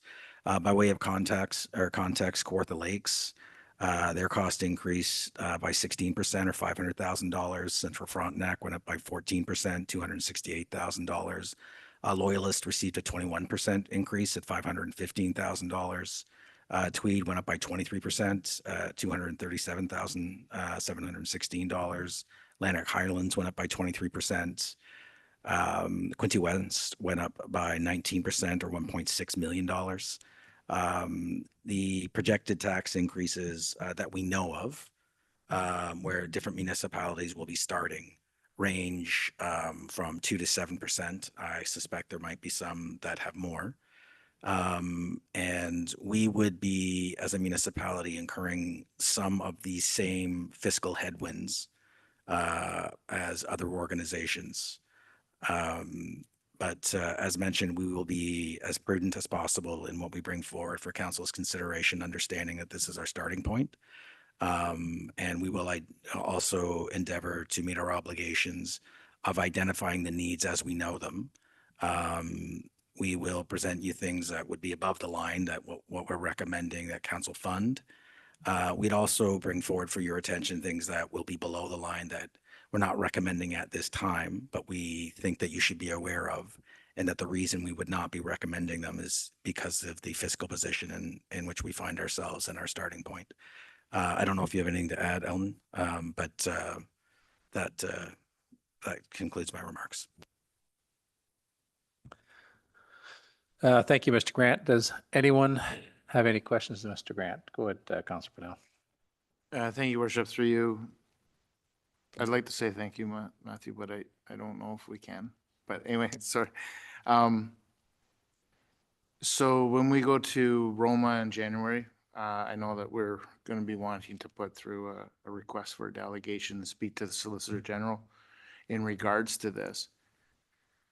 But I'm just wondering too, like, who is their watchdog? Who's looking after their budget, making sure that they're crossing the Ts, dotting the Is, and squeezing the belt as well? Much like what we're tasked with sitting here as municipal council. Who is really responsible for this, for their numbers? I would say within the Ontario Provincial Police themselves, that would be their contract services. The bulk of this increase would be in relation to their recent contract settlements, which are driving these costs. Ultimately, the formula and how that's decided, and how the OPP is able to bill for services, my understanding would be the purview of the Solicitor General.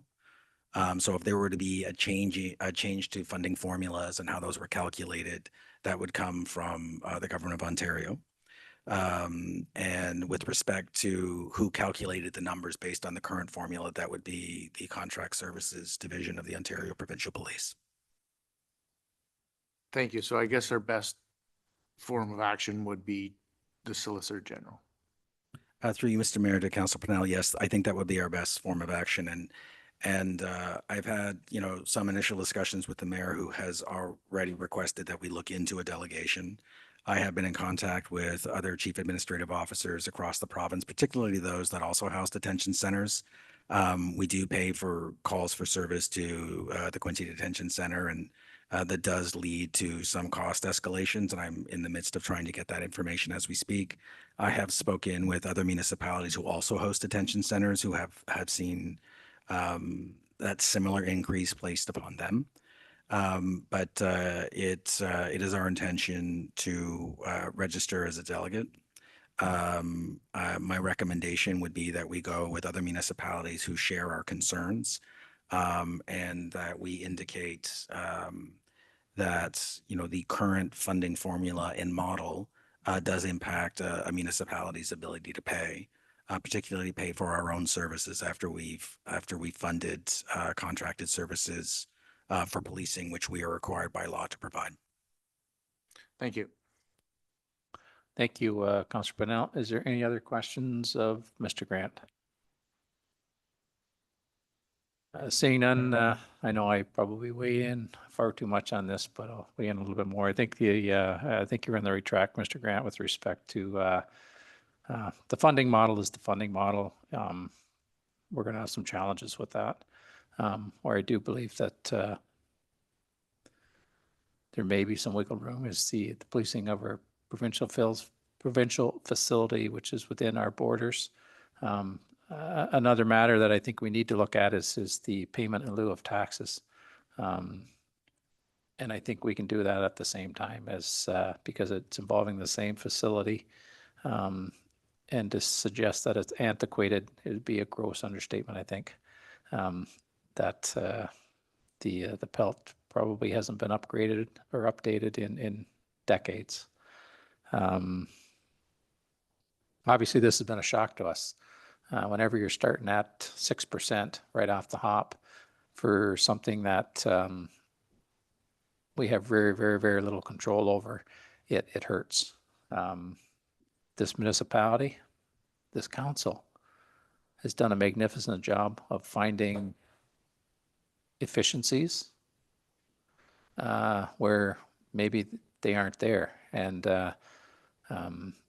we're continuing to do that. Unfortunately, to find any more efficiencies, we may have to look at service levels. And that's going to be a very, very difficult pill to swallow. But starting at 6.1% right off the hop, we're going to have to get outside the box to try and find an answer to this. So I will assure the public that we're going to do everything within our power to try and to assist. We won't leave any rocks unturned when it comes to this because, like I say, it's while I understand it, I get it. It's still a very difficult pill to swallow with respect to the numbers that we're looking at, and sometimes it's a little bit heartbreaking to think that we've worked so hard over the past 2 years to make things better, and now we got to work even harder. So. Thank you, Mr. Grant. I know that we will have some further discussions with respect to this in the not too distant future. And we'll leave it at that unless there's anything else anyone else would like to comment on.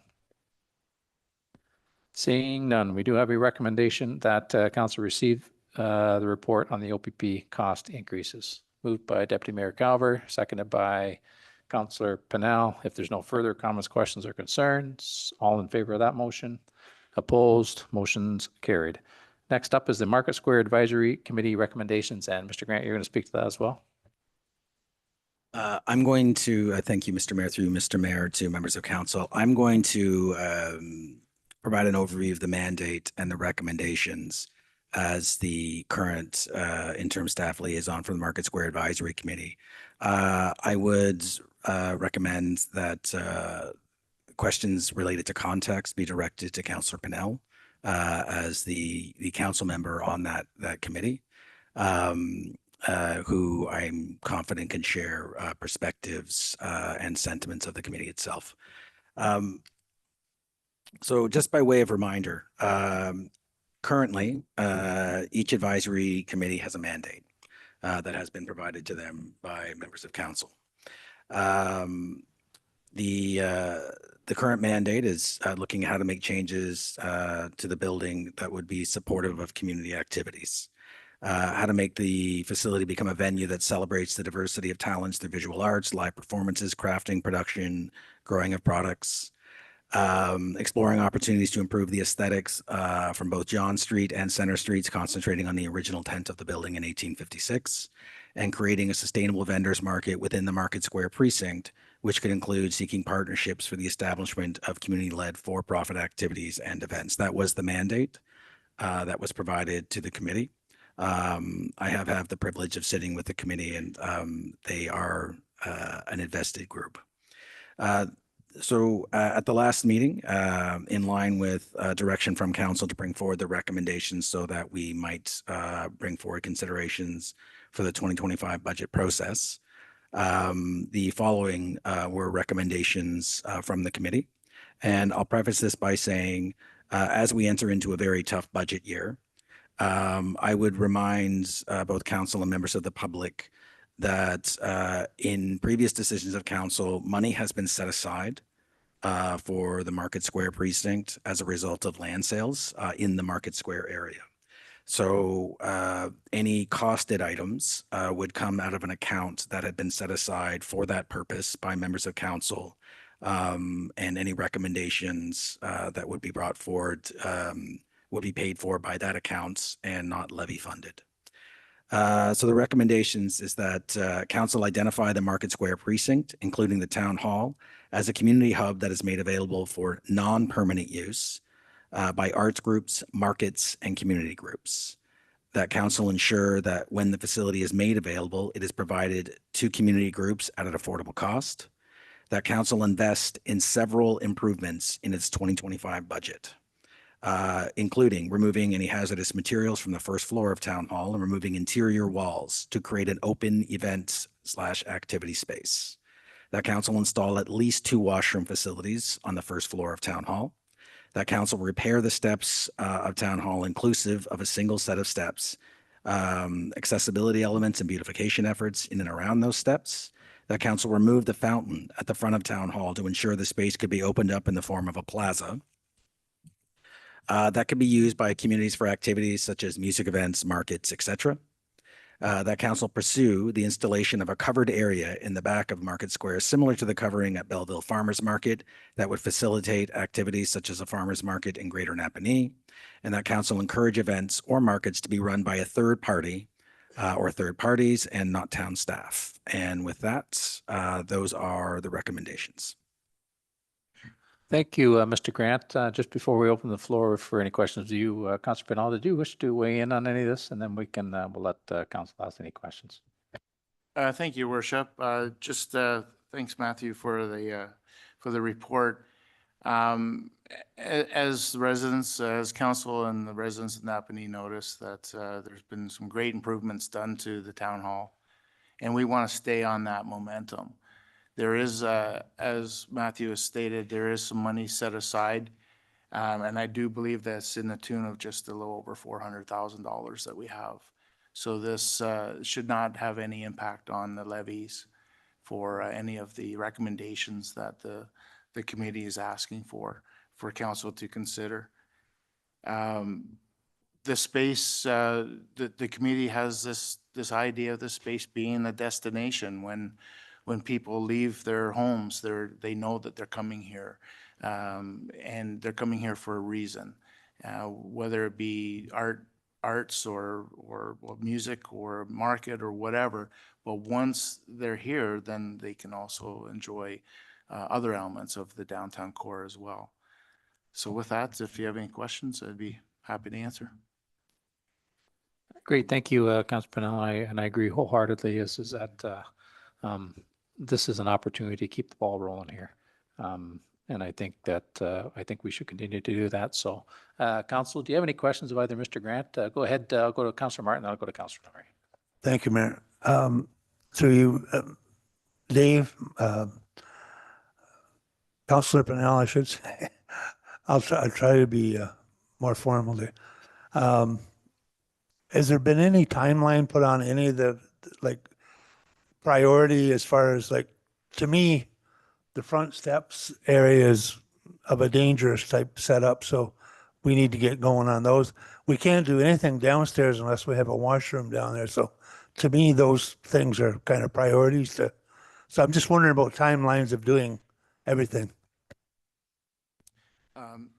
Thank you, through your worship, Councilor Martin. There would definitely need to be an order of operations that would need to be done. And if we have council's approval to release funds and start with the recommendations, all or selected recommendations, we would definitely get back to you with a schedule as to see, go for quotes and that sort of stuff. But the first thing would be to address the hazardous materials, removing the walls, and then at that time, install the washrooms as well. So with the winter months coming and stuff like that, hopefully the interior work could be done. Thanks, Councilor Pennell. Thanks, Councilor Martin. Councilor Norrie. Thank you, Your Worship. Councilor Pennell, has you been able to get any quotes? Or have you started that far? You're just waiting for permission first, and then we can, then you can, I think you're speaking from over there. Thank you. Through you, Mr. Mayor. No, you haven't. To preface, I think Councilor Pennell is in an excellent position to speak to the sentiments of the advisory committee and what their recommendations are. Should council elect to move forward with some or all of these recommendations, a COI would consider those recommendations to be operationalized. What council could expect is us to come back with a report that would include costing, priorities, our ability to achieve these items, and for council's review and approval. Should they be operational, it would be my intent to move on this quickly and to put as many of the recommendations as possible into the 2025 budget process, indicating that the cost center would be the savings account done from the sale of property. And then there would be further work that would require consultation with relevant stakeholders and available committees to put around a framework, a policy framework. What would qualify as an arts group? What would the costing structure be? Those sorts of things. And we would obviously lean on the visioning support of the available committees. And then once council has given that direction, we would take them on as operational and tackle those from the staff level. But to answer the question, as quickly as possible, through the budget process, identifying the current accounts, which I believe has $450,000, as Councillor Pennell indicated, as the cost center. Thank you, Councilor Norrie. Is there anything else before I weigh in? I think Mother Nature may be dictating as to how far we got. And I know that, Mr. Brown, that we've done some preliminary, or you had done some preliminary checks with respect to painting the roof, and I don't see painting on the roof included in the report, but maybe I've missed it. But I'm thinking that that ship probably has sailed now that we're almost into November. Would I be correct in saying that? Yeah, to your worship. So there will be a couple items coming on in the capital budget for council's decision. One of them is the front steps at town hall. The other one is the painting of the roof. And then obviously we're going to be looking at other recommendations depending on the conversation here tonight as well. We will need to make sure we get our priorities straight. Figure out what makes sense to do first and continue on, but also leaning on those committees and the folks that are going to be using the space and coming up with some sort of design that works for as many people as possible before we go out for public tender to see how we're going to build that space. So we need to know what it's going to look like before we can start reaching out to people to build it. Great, thanks, Chris. Go ahead, Matthew. I will add to the, so through you, Mr. Mayor, to members of council, as recently as today, we've already had people express an interest in running a farmer's market in the community. So in the not so distant future, I would expect a well-known organization in the community to come forward expressing an interest in running a farmer's market. I would anticipate that we will see other community groups seeking to be involved in this project. And in my conversations with individual councilors to a person, everyone has indicated that forward motion on this project is a priority. Great, thank you, Mr. Grant. Councillor Hicks. Thank you, through you, your worship. I also just wondered about the flagpoles. There was some discussion at one point about putting in proper flagpoles on the west side of the building on Center Street to have a more of a presence downtown, if you will. And so I just wondered if we'd received any quotes or if there was going to be any work done this year on that. Through you, Mr. Mayor, to Councillor Hicks.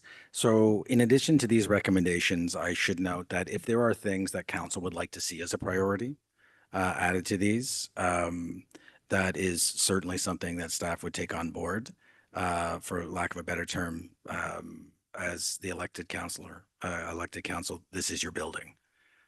So if there are things that you would like to see considered and costed on behalf of the community, we'll be happy to look into that for you and bring that forward with any other recommendations.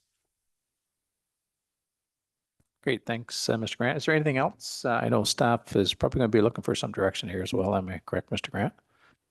Is there any other questions or comments? I guess the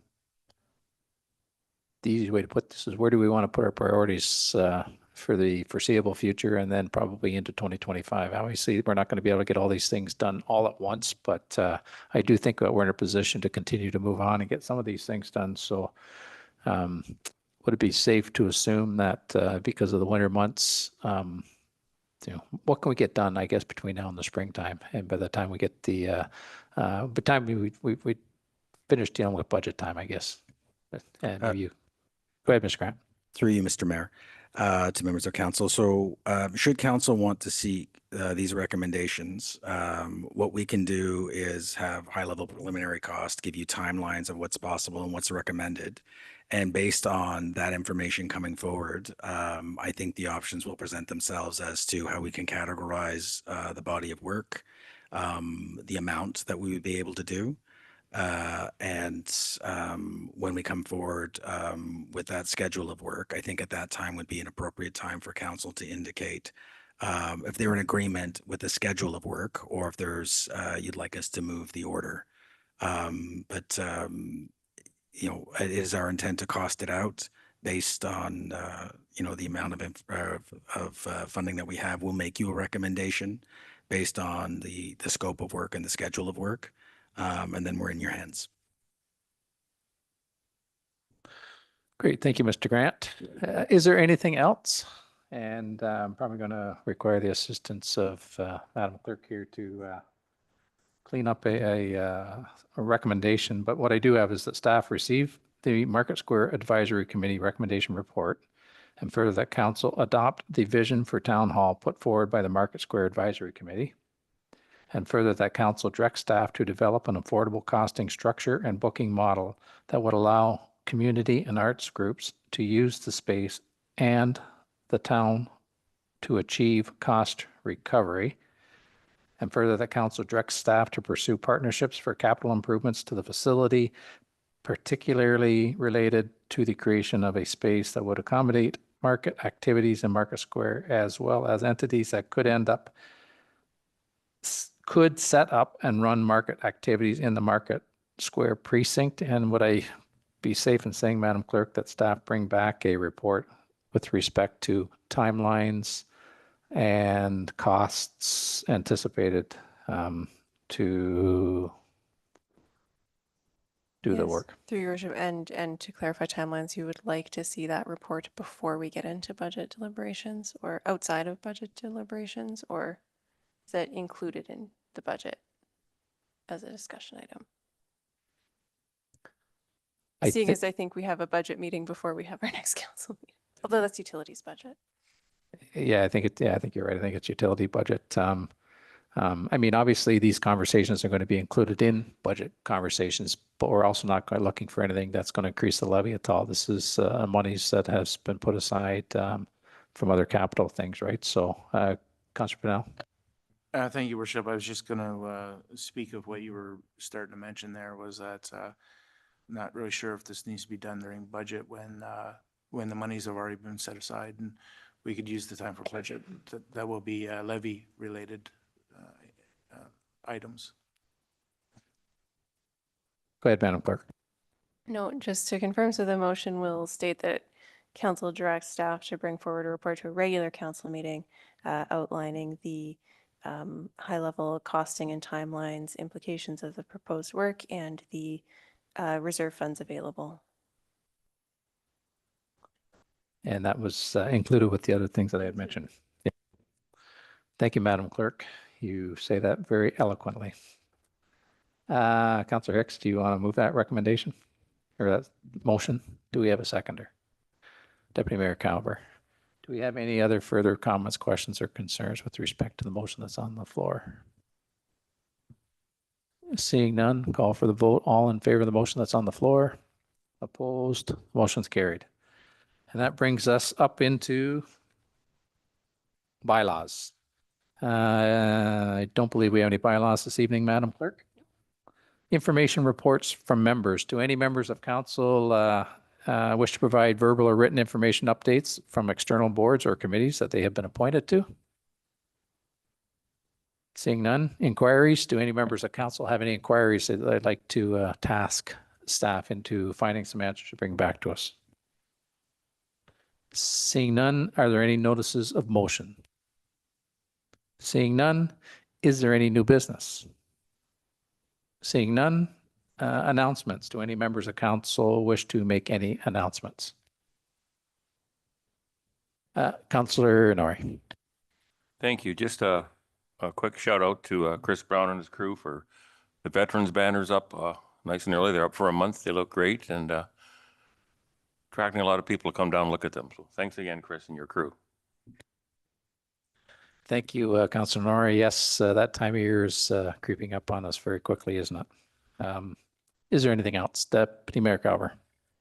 Yeah, I'd just like to mention that we've got Trunk or Treat coming up Sunday, October 27th, 1 p.m. till 3 p.m. and it's taking place right here at the town hall. It's nice to see it coming back downtown. I think it's going to attract a lot of people and it's going to be a good thing for the community. So I'd just like to announce that. Also, the new signage is up at the arena. Looks amazing. The Best in Bash. Our local hockey clubs are doing their best to live up to the name of the new arena, the new name of the arena. Thank you. Thank you, Deputy Mayor Calvert. Is there anything else? I'm just going to do a quick shout out to the folks at KCHC and our local medical folks.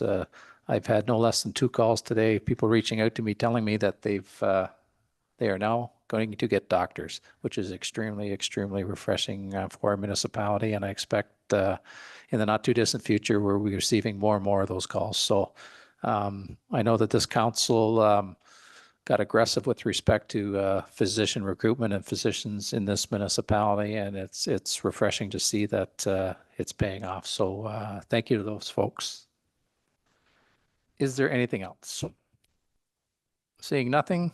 CAO remarks, Mr. Grant. Did you wish to make any remarks? No, Mr. Mayor, I think you've probably heard enough from me this evening. We can never hear too much from you, Mr. Grant.